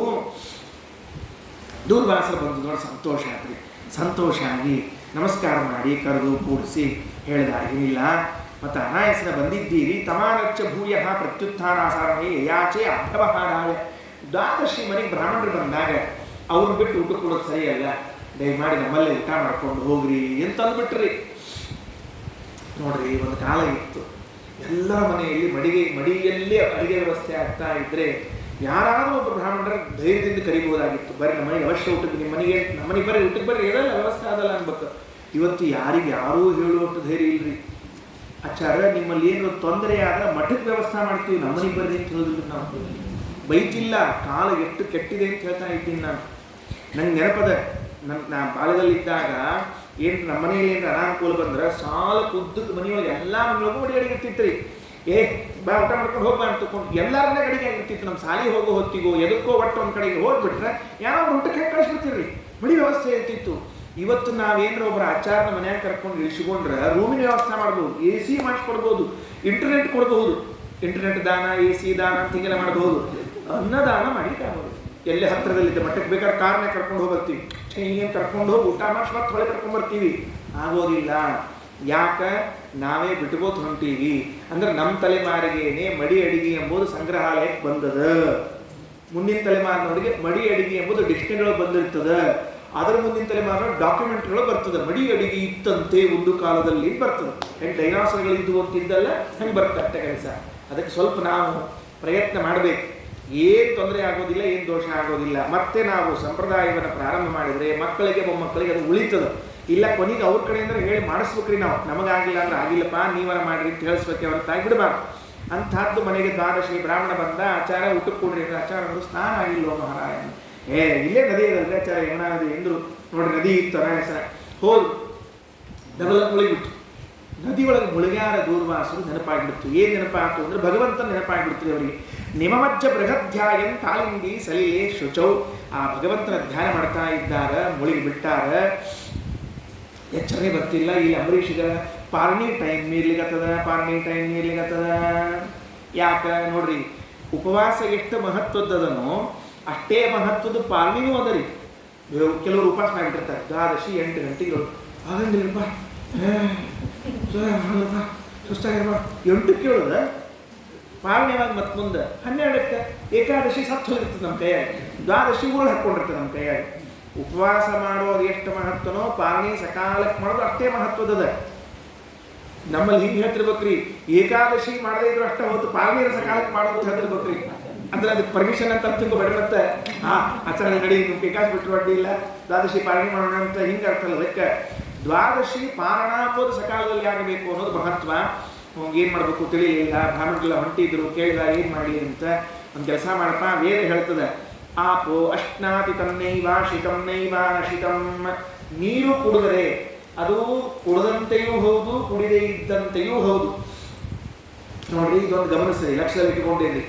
ಶಾಸ್ತ್ರ ಹೆಂಗೆ ವ್ಯವಸ್ಥೆ ಮಾಡಿದ ಅಂದ್ರೆ, ನಿತ್ಯದಲ್ಲಿ ನಾವೇನೇನೋ ಕರ್ಮಗಳ ಸಂಧ್ಯಾ ದೇವ್ರ ಪೂಜೆ ಬಿಟ್ಬಿಡ್ರಿ, ಏನೋ ಮನೆಯಲ್ಲಿ ಯಜ್ಞ ದೊಡ್ಡ ಕಾರ್ಯಕ್ರಮಗಳು ಆಗ್ತಿರ್ತಾವೆ. ಬಹಳ ಹೊತ್ತು ಉಪವಾಸದ ಪ್ರಸಂಗ ಬಂದ್ರೆ ದೇಹಕ್ಕೆ ಅನಾನುಕೂಲ ಆಗ್ತಿತ್ತು ಅಂದ್ರೆ ನೀರು ತೆಗೆದುಕೊಂಡ್ರೆ ದೋಷ ಇಲ್ಲ ಅಂತ ಶಾಸ್ತ್ರ ಹೇಳಿ. ನೀರು ಕುಡಿಬಹುದು ಅಂಥೇಳಿ ಏಕಾದಶಿ ಮತ್ತು ನೀರು ಕುಡಿಬಾರ್ದು. ಮತ್ತೆ ನೀರು ಕುಡಿಬಹುದು ಅಂತ ಯಾರ, ನೀರು ಕುಡಿದ ದೋಷ ಇಲ್ಲ ಅಂತ ಯಾರು, ಹಿಂಗಲ್ಲ. ಅಕಸ್ಮಾತ್ ತಡಿಲಿಲ್ಲ, ಉಪವಾಸ ತೊಂದರೆ ಆಗ್ತಿತ್ತು ಅಂದ್ರೆ ಜಲಪಾರಣೆಯಿಂದ ಮಾಡಿದ್ರೆ ಅದಕ್ಕೆ ದೋಷ ಆಗುವುದಿಲ್ಲ. ಹೇಳಿದದಕ್ಕೆ ಅಶಿತ ನಾಶಿತ ಆಪಹ. ಸ್ಮೃತಿಗಳು ಹೇಳ್ತಾವ, ನೀರು ಕುಡಿದ್ರೆ ಅದು ಕುಡದಂತೆಯೂ ಹೌದು, ಕುಡದೇ ಇದ್ದಂತೆಯೂ ಹೌದು. ಅದೇನ್ರಿ ನೀರಿಗೆ ಮಾತ್ರ ಹಂಗೆ ಹೇಳಿದೆ ಅಂದ್ರೆ ಅದು ಇದ್ರೇ ಬದುಕ್ತೀವಿ ನಾವು. ನಾನೇ ಸತ್ತು ಹೋದ್ರೆ ಧರ್ಮ ಏನ್ ಮಾಡ್ತೀವಿ ನಾವೆಲ್ಲ, ಅದಕ್ಕೆ ನಾನು ಉಳಿಬೇಕು ಅಂತ ಆದ್ರೆ ಅಷ್ಟು ನೀರು ತಗೊಳ್ಳಿ ಪರ್ಮಿಷನ್ ಕೊಟ್ಟದು ಶಾಸ್ತ್ರ. ಹಿಂಗಾಗಿ ಅವ ನೀರು ತಗೊಂಡು ಪಾರಣಿ ಮುಗಿಸಿದ, ಕೂತಿದ್ದ, ಬಂದ್ರು ದೂರ್ವಾಸರು. ಹಾ ಅಂದ್ಬಿಟ್ರು, ಗೊತ್ತಾಗ್ಬಿಡ್ತು ಅವ್ರಿಗೆ. ಓ ಪ್ರತ್ಯಕ್ಷ ವಿಜಾಗ ಮನಸಾಚ್ಯುತಂ, ನನ್ನ ಕರೆದು ಊಟಕ್ಕೆ ಕರೆದು ನೀ ಮೊದಲೇ ಪಾರಣಿ ಮಾಡ್ತೀಯಾ? ಮಾಡ್ತೀನಿ ತಡಿ. ಮಂಜುನ ಪ್ರಚಲದ್ಗಾತ್ರೋ ಭೃಕುಟಿ ಕುಟಿಲಾನನ, ಸೆಟ್ಟಿನಿಂದ ಕಣ್ಣು ಕೆಂಪು ಮಾಡಿ ಅಲ್ಲಾಡಿಸಿ ತಲೆ ಅಲ್ಲಾಡಿಸಿ ಒಂದು ಜಟ ಎತ್ತಿ ಒಪ್ಪಿಸ್ಬಿಟ್ರು. ಅತಿಥಿಗಳು ಅಂತ ನನ್ನ ಕರೆದು ಊಟಕ್ಕೆ ಹಾಕದೆ ಮೊದಲು ಊಟ ಮಾಡಿದ್ದೀಯಾ? ಜಟ ಹಾಕಿತ್ತು ಒಗದ್ರು. ದೊಡ್ಡ ದೆವ್ವ ನಿಂತ್ಕೊಳ್ತೀವಿ ಕೃತ್ಯ. ಅದು ಕೈಯಲ್ಲಿ ಒಂದು ಕೈಯಲ್ಲಿ ಖಡ್ಗ ಹಿಡ್ಕೊಂಡು ನಿಂತ್ಕೊಂಡದಂಥದ್ದೊಂದು ಭೂತ ಪ್ರೇತ. ಇನ್ನೇನು ಅಂಬರೀಷಿಗೆ ಹಾಕಬೇಕು ಅನ್ನೋ ಹೊತ್ತಿಗೆ ಏನು ಆಶ್ಚರ್ಯ, ಸುಮ್ಮನೆ ನಿಂತುಬಿಟ್ಟಿದ್ದರೆ ಅಂಬರೀಷ. ಹೆದರ್ಕೊಳ್ಳಿಲ್ಲ, ಓಡಿ ಹೋಗ್ಲಿಲ್ಲ. ಹಿಂಗ್ಯಾಕೆ ಮಾಡಿರ್ತೀವಿ ಕೇಳಲಿಲ್ಲ. ಯಾಕೆ ಹೆದರ್ಕೊಳ್ಳಿಲ್ಲ? ಮೊದಲನೇದು ಆಯಿತು, ಬ್ರಾಹ್ಮಣ ಸಿಟ್ಟು ಮಾಡಿಕೊಂಡಿದ್ದಾನೆ. ಸಿಟ್ಟು ಮಾಡಿಕೊಂಡ ಬ್ರಾಹ್ಮಣ ನನ್ನನ್ನು ಕೊಲ್ಲಿಕ್ಕೆ ಹೊಂಟಾಗ ನಾನೇನಾದರೂ ಆ ಸಂದರ್ಭದಲ್ಲಿ ಪ್ರಾಣಾರ್ಪಣವನ್ನು ಮಾಡಿದರೆ ಅದಕ್ಕೆ ಶಾಸ್ತ್ರದಲ್ಲಿ ಅಶ್ವಮೇಧ ಯಾಗದ ಸಮಾನ ಪುಣ್ಯ ಅಂತ ಹೇಳ್ಯಾರಂತ. ಒಂದು. ಎರಡನೇದ್ದು, ದೇವರು ಹೇಳ್ಯಾಗ ನಿನಗೆ ಸುದರ್ಶನ ಚಕ್ರ ಕೊಟ್ಟಿನಿ, ನಿನ್ನ ರಕ್ಷಣಾ ಆಗ್ತದೆ, ಏನು ಚಿಂತೆ ಮಾಡಬೇಡ ಅಂತ ಹೇಳಿದ್ದಂತ. ಸರಕ್ಷತ ರಕ್ಷತಿ, ರಕ್ಷಣಾ ಮಾಡ್ತಾರ ಅಂತ ಸುಮ್ಮನೆ ನಿಂತ್ಕೊಂಡಿದ್ದಾರೆ. ಆ ದೇವರ ಮನೆಯಿಂದ ಚಕ್ರ ಬಂದ್ಬಿಡ್ತೀವಿ. ಬಂತು ಹೇಳ್ತೀನಿ, ಯಾರು ಖಡ್ಗ ಹಿಡ್ಕೊಂಡು ಅಂಬರೀಷನ ತೊಂದರೆ ಕೊಡಬೇಕು ಅಂತ ಬಂದಿತ್ತಲ್ಲ ಅವರನ್ನ ಕಚ ಕಚ ಕಚ ಕಚ ಕತ್ತರಿಸ್ಬಿಡ್ತು. ಅವ್ರನ್ನ ಕತ್ತರಿಸಿದ ಮೇಲೆ ಬಿಟ್ಟವರಿದ್ರು ನೋಡಿ ದೂರ್ವಾಸರು, ಅವ್ರಿಗೆ ಬೆನ್ನು ಹತ್ತು. ಏನ್ ಚಕ್ರ ಎಲ್ಲಿ ಓಡ್ಬೇಕ್ರಿ ಅವರ ದೂರ್ವಾಸರು? ಓಡ್ತಾ ಇದ್ದಾರೆ. ತನ್ಮಧಾವತ್ ಭಗವದ್ ರಥಾಂಗಂ ದಾವಾಗ್ನಿರುತ್ಥೂತ ಶಿಖೋ ಯಥಾಹಿಂ ಗುಹಾಂ ವಿವಕ್ಷು ಪ್ರಸಸಾರ ಮೇರೋ. ಮೊದಲೇನು ಹೋದ್ರು? ಮೇರು ಪರ್ವತಕ್ಕೆ ಹೋದ್ರಂತ ಓಡ್ಕೋತ. ಮೇರು ಪರ್ವತದ ಗುಹೆ ಒಳಗೆ ಹೋಗಿ ಕುತ್ಕೊಂಡ್ರಂತೆ. ಇಲ್ಲಿ ಸುದರ್ಶನ ಬರ್ಲಿಕ್ಕಿಲ್ಲ ಅಂತ ಅಲ್ಲೂ ಸುದರ್ಶನ ಬಂತು. ಸಾಧ್ಯನೇ ಇಲ್ಲ ಅಂತ ಎಲ್ಲ ಕಡೆಗೆ ತಪ್ಪಿಸ್ಕೊಂಡು ಕೊನೆಗೆ ಬ್ರಹ್ಮದೇವ್ರ ಮನೆಗೆ ಹೋದ್ರಂತ. ಬ್ರಹ್ಮದೇವರು ಇನ್ನೇನು ಇವತ್ತಿನ ಕಾರ್ಯಕ್ರಮ ಮುಗೀತು, ಬಾಗಿಲ ಹಾಕಿ ಸರಸ್ವತಿ ಅಡಿಗೆ ಮಾಡಿರ್ತಾರೆ ಒಳಗೆ, ಹೋಗಿ ಊಟ ಮಾಡಿ ತಣ್ಣಿ ಮಲ್ಕೊಂಡ್ರೆ ಆಯ್ತು ಅಂತ ಬಾಗಿಲ ಹಾಕೊಳ್ಳೋ ಕಾಲಕ್ಕೆ ದೂರ್ವಾಸರು ಬಾಗಿಲ ಬ್ರಹ್ಮದೇವ ಬಾಯಿ ಬಾಯಿ ಅಷ್ಟು ಸರಿಬಿಟ್ರು. ಪಾಪ ಅವರಿಗೆ ಅಷ್ಟು ಹುಡ್ಕೋದು ಬರ್ಲಿಕ್ಕೆ ಚಕ್ರ ತಗೊಂಡು ಏನಾಗ್ತಿ ಹೇಳು ಮಹಾರಾಯ. ಇಲ್ಲ ಹಿಂಗೆ ಸುದರ್ಶನ ಚಕ್ರ ಬಂದದ, ಏನ್ ಮಾಡ್ತಿ ನೋಡು ಅಂತ ಹೇಳಿದ್ರೆ ರಕ್ಷಣಾ ಮಾಡುವುದು. ಬ್ರಹ್ಮದೇವರು ಏನ್ಬಿಟ್ರಿ, ಸ್ವಾರಿ ಸ್ಥಾನಂ ಮದೀಯಂ ಸಗ ವಿಶ್ವಮೇತತ್ ಕ್ರೀಡಾವಸಾನೆ ದ್ವಿಪರಾರ್ಧ ಸಂಜ್ಞಕೆ ಭ್ರುಭಂಗ ಮಾತ್ರೇಣ ಹಿ ಸಂಧಿದಕ್ಷೋಭೋ ಕಾಲಾತ್ಮನಃ ಪಶ್ಯತಿ ಕೋ ಭವಿಷ್ಯತ್. ನನ್ನಂಥವ್ರು ಏನ್ ರಕ್ಷಣಾ ಮಾಡ್ತೀವಪ್ಪ? ದ್ವಿಪರಾರ್ಥ ಸಂಜ್ಞಕೆ, ದ್ವಿತೀಯ ಪರಾರ್ಧದ. ಈಗ ಬ್ರಹ್ಮದೇವರ 100 ವರ್ಷದ ಆಯಸ್ಸಿಗೆ ಪರಾಪರ ಅಂತ ಹೆಸರು. ನಮಗೆ ಹೆಂಗೆ ಶತಮಾನಂ ಭವತಿ ಅಂತ ಕರೀತಾರಲ್ಲ, ಹಂಗೆ ಬ್ರಹ್ಮದೇವರ 100 ವರ್ಷಕ್ಕೆ ಪರ ಅಂತ ಕರೀತಾರೆ. ಪರ ಅರ್ಧ ಅಂದ್ರೆ 50. ಪ್ರಥಮ ಪರಾರ್ಧ, ದ್ವಿತೀಯ ಪರಾರ್ಧ ಅಂದ್ರೆ ಮೊದಲನೇ 50, ಎರಡನೇ 50. ನಮ್ದು 100 ವರ್ಷ ಮುಗೀತು ಅಂತ ಅಂದ್ರೆ ದೇವರು ಈ ಜಗತ್ತನ್ನ ಎಷ್ಟು ಅನಾಯಾಸವಾಗಿ ಸಂಹಾರ ಮಾಡ್ತಾನಂದ್ರೆ ಭ್ರೂಭಂಗ ಮಾತ್ರೇಣ ಹಿ ಸಂಧಿರಕ್ಷೋ. ಸುಮ್ಮನೆ ಹುಬ್ಬು ಹಾರಿಸ್ತಾನಂತಷ್ಟೇ. ಅವ ಹುಬ್ಬು ಹಾರಿಸಿದ ಅಂತಂದ್ರೆ ಇಡೀ ಈ ಬ್ರಹ್ಮ ಪದವಿ ರುದ್ರ ಎಲ್ಲರೂ ಹೋಗ್ಬಿಡ್ತಾರೆ. ಇದನ್ನೊಂದು ದೃಷ್ಟಾಂತ ತಗೊಳ್ರಿ, ಎಲ್ಲಿ ತಗೊಳ್ರಿ? ವಾಯಿಷ್ಠದ ಹೇಳ್ತಿರ್ತಾರೆ ನಿತ್ಯದಲ್ಲಿ. ಮೊದಲಿಗೆ ಒಂದೆರಡು ಶ್ಲೋಕ ಹೇಳ್ತಿರಲಿಲ್ಲ. ಯದ್ರೋಷೋತ್ಕರ ದಕ್ಷ ನೇತ್ರ ಕುಟಿಲ ಪ್ರಾಂತೋತ್ಥಿತಾಗ್ನಿ ಸ್ಫುರತ ಖದ್ಯೋತೋಪಮ ವಿಸ್ಫುಲಿಂಗ ಭಸಿತಾಹ ಬ್ರಹ್ಮೇಶ ಶಕ್ರೋತ್ಕರಾಹ. ಆ ನರಸಿಂಹದೇವರ ಬಲಗಣ್ಣಿನ ತುದಿಯಿಂದ ಕಿಡಿ ಹೊರಬಂದು ಹಾರಿದ ಬೆಂಕಿ ಬ್ರಹ್ಮದೇವರನ್ನು ಎಲ್ಲರನ್ನ ಸುಟ್ಟು ಬೂದಿ ಮಾಡಿ ಹಾಕ್ತದಂತೆ. ಅದಕ್ಕಂದ್ರು ಸಾರಿ. ನೆಕ್ಸ್ಟ್ ಓಣಿಯೊಳಗೆ ಒಬ್ಬರು ಇದ್ದಾರೆ ಚಾರ, ಇಂಥವೆಲ್ಲ ಅವ್ರು ಹ್ಯಾಂಡಲ್ ಮಾಡ್ತಾರೆ. ಬೇಕಾದ್ರೆ ಅಲ್ಲಿ ಹೋಗು ಅಂದ್ರು. ಯಾರು? ಕೈಲಾಸವಾಸ. ಸೀದ ಹೋದ್ರು ಇವರು ರುದ್ರದೇವರ ಕಡೆಗೆ ಹೋದ್ರು. ದೂರ್ವಾಸರು ಯಾರು? ಅವರು ರುದ್ರದೇವರು. ರುದ್ರದೇವರೇ ರುದ್ರದೇವರ ಕಡೆಗೆ ಹೋಗಿ ಏನ್ ಕೇಳಿದ್ರಿ? ಏನಂತ? ದೂರ್ವಾಸ ಶರಣಂ ಯಾತಃ ಶರಣಂ ಕೈಲಾಸವಾಸಿನಂ. ರುದ್ರದೇವ ಪಾಹಿ ಪಾಹಿ ರಕ್ಷಣಾ ಮಾಡು ಅಂತ ಹೇಳಿಬಿಟ್ರೆ ರುದ್ರದೇವರೇನ್ಬೇಕು? ವಯಂ ನ ಪ್ರಭಾಮ ಭೂಮ್ನಗ ಭವಂತಿ ಕಾಲೇ ನ ಭವಂತಿ ಹೀದೃಶಾಃ ಯಸ್ಮಿನ್ ಪರೇಣ್ಯೇ ಪ್ರೇಯಜೀವಕೋಶ ಸಹಸ್ರಶೋ ಯತ್ರ ವಯಂ ಭ್ರಮಾಮಃ. ಚಾನ್ಸೇ ಇಲ್ಲ. ನನ್ನ ಹತ್ತಿರನೇ ಬರಬೇಡ, ತ್ರಿಶೂಲ ಬಂದಿದ್ರೆ ಬೇಕಾದ್ರೆ ಟ್ರೈ ಮಾಡ್ತಿದ್ದೆ, ಯಾಕಂದ್ರೆ ನನ್ನ ಆಯುಧ. ಚಕ್ರಾಯುಧ ಅಂದ್ರೆ ಅದು ನಮ್ಮ ಆಯುಧ ಅಲ್ಲವೇ ಅಲ್ಲ. ಇಲ್ಲಿಂದ ಸ್ವಲ್ಪ ಮ್ಯಾಲ ಹೋಗಿದ್ರೆ ವೈಕುಂಠ ಅಂತ ಸಿಗ್ತದೆ, ಅಲ್ಲೊಬ್ಬ ಯಾವಾಗಲೂ ಮಲ್ಕೊಂಡಿರ್ತಾನೆ ಆನಂದದಿಂದ. ಅವ್ನು ಕೇಳಿ ಏನಾದ್ರು ವ್ಯವಸ್ಥೆ ಆಗಬಹುದು ಅಂತ ಹೇಳಿದ ಕೂಡಲೇ ಅಲ್ಲಿಂದ ಹುಡ್ಕೋತ ಬಂದ್ರಿ ಪಾಪ. ಎಲ್ಲಿ ತನಕ ಹುಡ್ಕೋತ ಬರ್ಬೇಕ್ರಿ? ವೈಕುಂಠ ತನಕ ಬಂದ್ರೆ ಈ ದೇವರು ಎಷ್ಟು ಬುದ್ಧಿವಂತ ಅಂದ್ರೆ ಒಂದು 7-8 ಬಾಗ್ಲ ಮಾಡಿಸಿಟ್ಬಿಟ್ಟಾರಂತ್ರಿ. ಯಾಕೆ ಹೇಳ್ರಿ? ಇಂಥ ಆಚಾರ ಕಿಟಿ ಆಗ್ಬಾರ್ದು ಅಂತ ಬಾಗ್ಲ ಮಾಡಿಸಿಟ್ಬಿಟ್ಟಾರೆ. ಈ ಆಚಾರು ಇದಕ್ಕಿದೆ ಬಾಗ್ಲ ತಗೊಂಡೋಗಿ ಬಿಡ್ತಾರೆ. ಅದಕ್ಕೆ ಗೇಟು, ಗ್ರಿಲ್ಲು, ಬಾಗ್ಲ, ರೂಮಿನ ಬಾಗ್ಲ ಎಷ್ಟು ಮಾಡಿಸಿರ್ತಾರೆ. ಇದಕ್ಕೆ ಇವ್ರು ಸುರಕ್ಷಿತ ಒಳ ಬರಬಾರ್ದು ಅಂತ ತಿಳ್ಕೊಂಡೆ ಆ ಪಾಪ ದುರ್ವಾಸರು ದುಡ್ಕೊಂಡು ನಾರಾಯಣ ಕೃಷ್ಣ ಬಾಹಿ ಅಂದ್ರು. ದೇವರನ್ನು ಮಲ್ಕೊಂಡಿದ್ದ ಪಾಪ. ಏನ್ ನಿಶ್ಚಿಂತ ಪುರುಷಪ್ಪ ದೇವರಲ್ಲಿ. ಹಾವಿನ ಮೇಲೆ ಮಲ್ಕೊಂಡ ಅಂತ, ಹಾಲ್ನಾಗ ಮಲ್ಕೊಂಡ. ಹಾಲು ಅಂದ್ರೆ ಇಂಗ್ಲಿಷ್ ಹಾಲಲ್ಲ, ಕನ್ನಡ ಹಾಲು. ಕ್ಷೀರಸಾಗರದಲ್ಲಿ ಹಾವಿನ ಮೇಲೆ 1000 ಅಡಿ ಹಾವು ಮಲ್ಕೊಂಡ್ಬಿಟ್ಟ. ಲಕ್ಷ್ಮೀದೇವಿ ನೀ ಕಾಲು ಹೊತ್ತಿರೋ ಅಂತ ಹೇಳ್ಬಿಟ್ಟಾನ್ರಿ. ಕಾಲು ಹೊತ್ಕೋತ್ ಕೂತಾಳ. ಇವು ಹೋದ್ರು ಚಕ್ರಪ್ಪ ಸ್ವಾಮಿ ಚಕ್ರ ಬಂದದ ರಕ್ಷಣಾ ಮಾಡು. ಬ್ರಹ್ಮದೇವ್ರ ಕಡೆಗೆ ಹೋಗಿದ್ದೆ, ರುದ್ರದೇವ್ರ ಕಡೆಗೆ ಹೋಗಿದ್ದೆ, ಎಲ್ಲ ಕೈ ಎತ್ತಿಬಿಟ್ರು. ಯಮೋನಿ ಹಂತ ಧರ್ಮರಾಜು ಅಂತ ಎತ್ತಿಬಿಟ್ರು. ಏನು ಅನ್ನೋದು ತಿಳಿಲಿಲ್ಲ, ನೀನೇ ಉಳಿಸು ಅಂದ್ರು. ದೇವ್ ಯಾವ ಚಕ್ರ ಅಂತ ಕೇಳಿದ್ರಿ. ಎಷ್ಟು ಚಂದಿದ್ದಾರೋ ನಾಟಕ ಆದ್ರೂ ಎಷ್ಟು ಚಂದ. ಯಾವ ಚಕ್ರ ಸ್ವಾಮಿ? ಅದೇ ನೀ ಹಿಂಗೆ ಕೈಯಾಗಿ ಹಿಡ್ಕೊಂಡು ಹಿಂಗೆ ಅಂತಿರ್ತೀಯಲ್ಲ. ಓ ಅದ ಒಂದು 6 ತಿಂಗಳಾಯ್ತು ಕಳೆದು ಹೋಗಿದೆ ಚಕ್ರ. ಅದು ಅದಕ್ಕೆ ಪೊಲೀಸ್ ಸ್ಟೇಷನ್ನೇ ಬರೆಸಿ ಬಂದಿ ನನ್ನ ಚಕ್ರ ಕಳೆದ ಅಂತ ತಿಳ್ಕೊಂಡು. ನನಗೆ ಗೊತ್ತಿಲ್ಪ ಸಾರಿ, ಹೇಳಿದ್ರೆ ಗೊತ್ತಿಲ್ಲ. ಅದು ಸ್ವಾಮಿ ನಾಟಕ ಮಾಡಬೇಡ, ನಿಂದ ಚಕ್ರ ಅಂಬರೀಷ್ ಕೊಟ್ಟಿದ್ದಿ, ಅಲ್ಲಿಂದ ಇಲ್ಲಿ ಬಂದದ, ಏನ್ ಮಾಡಬೇಕು? ಏನ್ ಚಂದ ಅದ ಮಾತ್ರಿ. ಅಹಂ ಭಕ್ತ ಪರಾಧೀನಃ ಅಸ್ವತಂತ್ರ ಇವ ದ್ವಿಜ ತಮೇವ ಶರಣಂ ಯಾಗಿ ನಾಭಾಗ ತನಯಂ ಮುನೇ.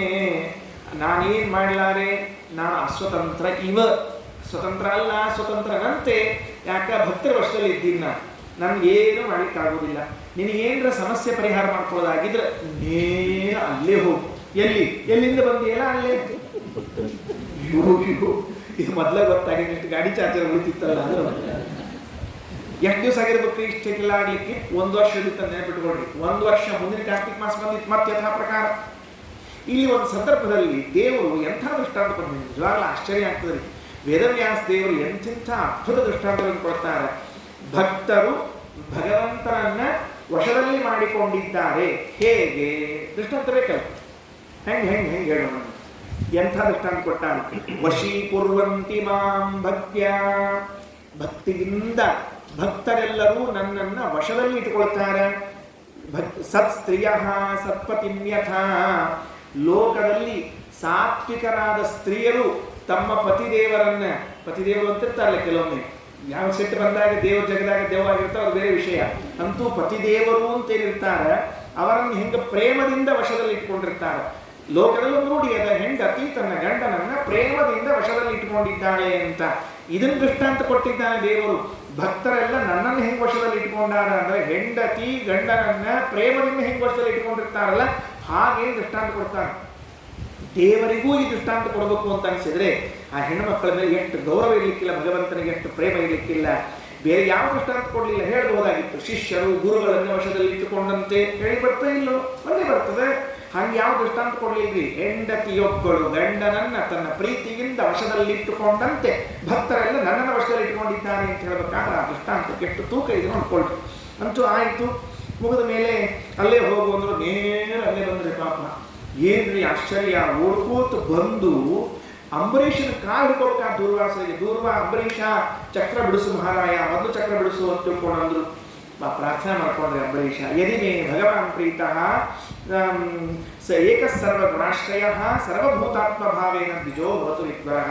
ನಾನೇನಾದರೂ ಒಂಚೂರು ವೃತ ನಿಯಮ ಪುಣ್ಯ ಮಾಡಿದ್ದಿದ್ರೆ ಚಕ್ರ ಏನೂ ಮಾಡೋದು ಬ್ರಾಹ್ಮಣನಿಗೆ ಕ್ಷಮಾ ಮಾಡಲಿ ಅಂತ ತಿಳ್ಕೊಂಡು ಕೇಳಿಕೊಂಡು ಕೂಡಲೇ ನೇರವಾಗಿ ಒಳಗೆ ಹೋಗ್ಬಿಡ್ತು. ಚಕ್ರ ಎಲ್ಲಿ ತಲ್ಲಿ ಹೋಗ್ಬಿಡ್ತು. ಏನು ಅನ್ಕೊಂಡ್ರು ದೂರ್ವಾಸ ಹೇಳ್ಕೊಂಡು ಅಂತ ಕಥೆ ಮುಗಿಸ್ಬಿಟ್ರು. ವೇದವ್ಯಾಸ ದೇವರು ಈ ಕಥೆಯ ಫಲ ಹೇಳ್ತಾರೆ. ಹೌದು, ಏನು ಬಂದಂಗಾಯ್ತು ನಮಗೆ? ಅಂಬರೀಷ್ ಏಕಾದಶಿ ಮಾಡಿದ, ಅವ ದಾನ ಕೊಟ್ಟ, ನಮಗೇನು ಬಂತು ಅಂತ ಕೇಳಿದ್ರೆ ಭಗವದ್ ಭಕ್ತರು ಹೆಂಗಿರ್ತಾರ ಅಂತ ತಿಳ್ಕೊಳ್ಳಿಕ್ಕಾತಂತೆ. ಏನು? ಅಹೋ ಅನಂತದಾಸಾನ, ಈ ಉದ್ಗಾರ ತೆಗೆದವರು, ಇದನ್ನು ಹೇಳಿದವರು ದೂರ್ವಾಸರು. ಅನಂತದಾಸಾನ ಭಗವದ್ ಭಕ್ತರಿದ್ದಾರಲ್ಲ, ಅವರ ಮಹಿತ್ವಂ ದೃಷ್ಟ ಮಧ್ಯಮೆ, ಅವರ ಮಹಿಮೆ ಎಂಥದ್ದು ಅಂತ ನೋಡಿದಂತಾಯಿತು. ಕಾರಣ ಏನು? ಕೃತಾಗಸೋಪಿ ಯದ್ರಾಜನ್ ಮಂಗಲಾನಿ ಸಮೀಹತೆ. ನಾನು ಅಂಬರೀಷನ ವಿಷಯದಲ್ಲಿ ಅಪರಾಧ ಮಾಡಿದ್ದಿದ್ರೂ ಕೂಡ ಅಂಬರೀಷ ನನಗೆ ಕ್ಷೇಮ ಆಗಲಿ ಅಂತ ಬಯಸ್ತಾನಲ್ಲ, ಇದು ಭಗವದ್ಭಕ್ತರಲ್ಲಿ ಇಲ್ಲದೆ ಇನ್ಯಾರಲ್ಲಿ ಕಾಣಲಿಕ್ಕೆ ಸಾಧ್ಯ ಇದೆ ಈ ಲಕ್ಷಣ. ಹಾಗಾದರೆ ಭಗವದ್ಭಕ್ತರ ಲಕ್ಷಣ ಏನು ಅಂತಂದ್ರೆ ತಮಗೆ ಅಪಕಾರ ಮಾಡಿದವರಿಗೂ ಮಂಗಳವನ್ನ ಬಯಸುವುದು ಭಗವದ್ಭಕ್ತರ ಲಕ್ಷಣ. ಚಾನ್ಸೇ ಇಲ್ಲ ನಮಗೆ. ಒಬ್ಬರ್ಯಾರ ಒಂದು ಅನಬಕ್ರಿ ಹೇಳ್ತೀನಿ, ಎಲ್ಲರ ಅವರು ಒಟ್ಟರು ತಗೊಂಡಿರ್ತೀವಿ ನಾವು, 7 ದ್ವೀಪಗಳೆಲ್ಲ 7 ತಲೆಮಾರುಗಳು ತಗೊಂಡಿರ್ತೀವಿ ನಾವು. ಅಕಸ್ಮಾತ್ ನಮ್ಗೆ ಯಾರಿಗಾರ ಅಂದವ್ರಿಗೆ ಏನಾರ ಒಂಚೂರು ಆಗಿತ್ತು ಅಂತ ಇಟ್ಕೊಳ್ರಿ, ಹೆಂಗಿರ್ತದೆ ನಮ್ಮ ಡೈಲಾಗ್, ನನಗೆ ಅಂದದ್ದೆಲ್ಲಿ ಹೋಗ್ತದೆ ಮತ್ತೆ ಏನು ಭಯಂಕರ ವಸಿಷ್ಠ ವಿಶ್ವಾಮಿತ್ರ ಸದೃಶಿ. ನನಗೆ ಅಂದದ್ದು ಬರ್ತಾನ ದೇವರು ನೋಡ್ಕೊಂಡು ಕೂತಿರ್ತಾನ, ಅವ್ನು ಬೇರೆ ಕೆಲಸನೇ ಇಲ್ಲ, ಇವ್ರು ಏನ್ ಮಾತಾಡ್ತಿರ್ತೀವಿ. ಇನ್ನೊಬ್ಬರಿಗೆ ಕೆಟ್ಟದ್ದಾದದ್ದು ಇದನ್ನ ಮಾಡಬಾರ್ದ ನಾವು? ಯಾರು ಅನ್ಕೊಳ್ಳೋದಿಲ್ಲ, ಅನ್ಕೊಳ್ಬೇಡ್ರಿ ಮಾಡಿ. ಯಾಕೆ ಒಂದೊಮ್ಮೆ ಅವನಿಗೆ ಕೆಟ್ಟದ್ದಾದದ್ದು ನನಗೆ ಕೆಟ್ಟದ್ದು ಮಾಡಿದ್ದಕ್ಕೆ ಅಂದ್ವಿ ಅಂತ ಇಟ್ಕೊಳ್ರಿ, ಅದಷ್ಟು ಪಾಪ ನಮಗೆ ನಾವ ಹಚ್ಚಿಕೊಂಡ್ವಿ ಅಂತ ಆಗ್ತದೆ. ಓ ಹೌದಾ, ದೇವರಂತ ನಿನಗಂದದ್ದಕ್ಕೆ ಆತಲ್ಲ, ಸರಿ ಹಾಕ ಅವ್ನ ಕೇಸ್ ಹಾಕಿ ಜಗ ಹಾಕಿ ಶಿಕ್ಷೆ ಹಾಕೋಂಗ ಎಂದೂ ಅನ್ಬಾರ್ದ್ರಿ. ಏನೋ ಬಿದ್ದ ಕಾಲು ಬರೀತು ಜಾರಿತು ಅಂತ ಇಟ್ಕೊಂಡ್ರಿ, ಮೊನ್ನೆ ನನಗೆ ಅಂದಿದ್ದ ಬಿದ್ದ ಬರಬ್ಬರಿ ಜಾರ ಬಿದ್ದ, ನಿನಗಂದದ್ದಕ್ಕೆ ಅವನ ಕಾಲು ಮುರಿತು ಅಂತ ನೀ ಅಂದ್ಕೊಂಡಿ ಅಂದ್ರೆ ಆ ಪಾಪದೊಳಗೆ ಭಾಗ ನಿನಗೆ ಬಂತು. ಬೇಕಾಗಿತ್ತ ನಮಗೆ?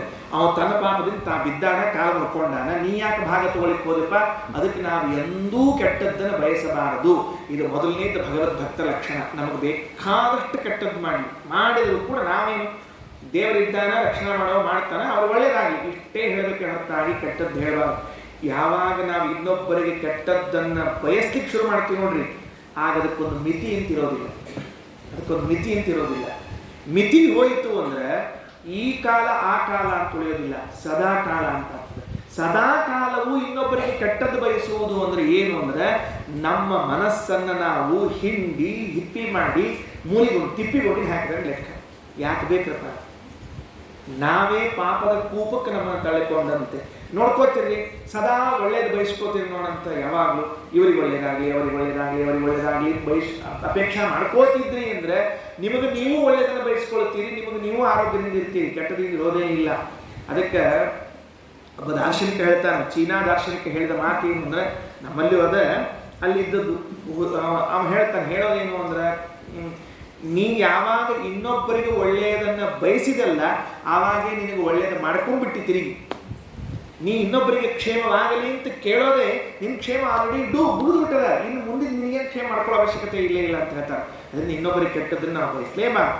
ಭಗವದ್ಭಕ್ತರ ಲಕ್ಷಣ ಅಹೋ ಅನಂತ ದಾಸಾನ ಮಹಿತ್ವಂ ದಷ್ಟಮದ್ಯಮೇ ಕೃತಾಗಸೋಪಿ ಯದ್ರಾಜನ್ ಮಂಗಲಾನಿ ಸಮೀಹತೆ ಅಂತ ಇಷ್ಟು ಹೇಳಿದ್ರು. 1 ವರ್ಷ ಆಗಿತ್ರಿ. 1 ವರ್ಷ ಆದ ಮೇಲೆ ಏನಾಯ್ತು ಅಂತ ಕೇಳಿದ್ರೆ ಮತ್ತು ದ್ವಾದಶಿ ಬಂದಿತ್ತು. ಅಂಬರೀಷ್ ಹೇಳಿದ, ಆಚಾರ್ಯ ದಯಮಾಡಿ ಮತ್ತು ದ್ವಾದಶಿ ಬಂದದ, ಊಟಕ್ಕೆ ಕೂಡ್ತೀರೇನು ಅಂತ ಕೇಳಿದ. ಅಂಬರೀಷ ಮಹಾರಾಜ ಎಲಿ ಹಾಕು ಅಂದ್ರು ದೂರ್ವಾಸರು. ಅಲ್ಲ ಮತ್ತೆ ಸ್ನಾನ ಅಂದ, ಈ ಜನ್ಮದಲ್ಲಿ ಮಾಡೋದಿಲ್ಲ.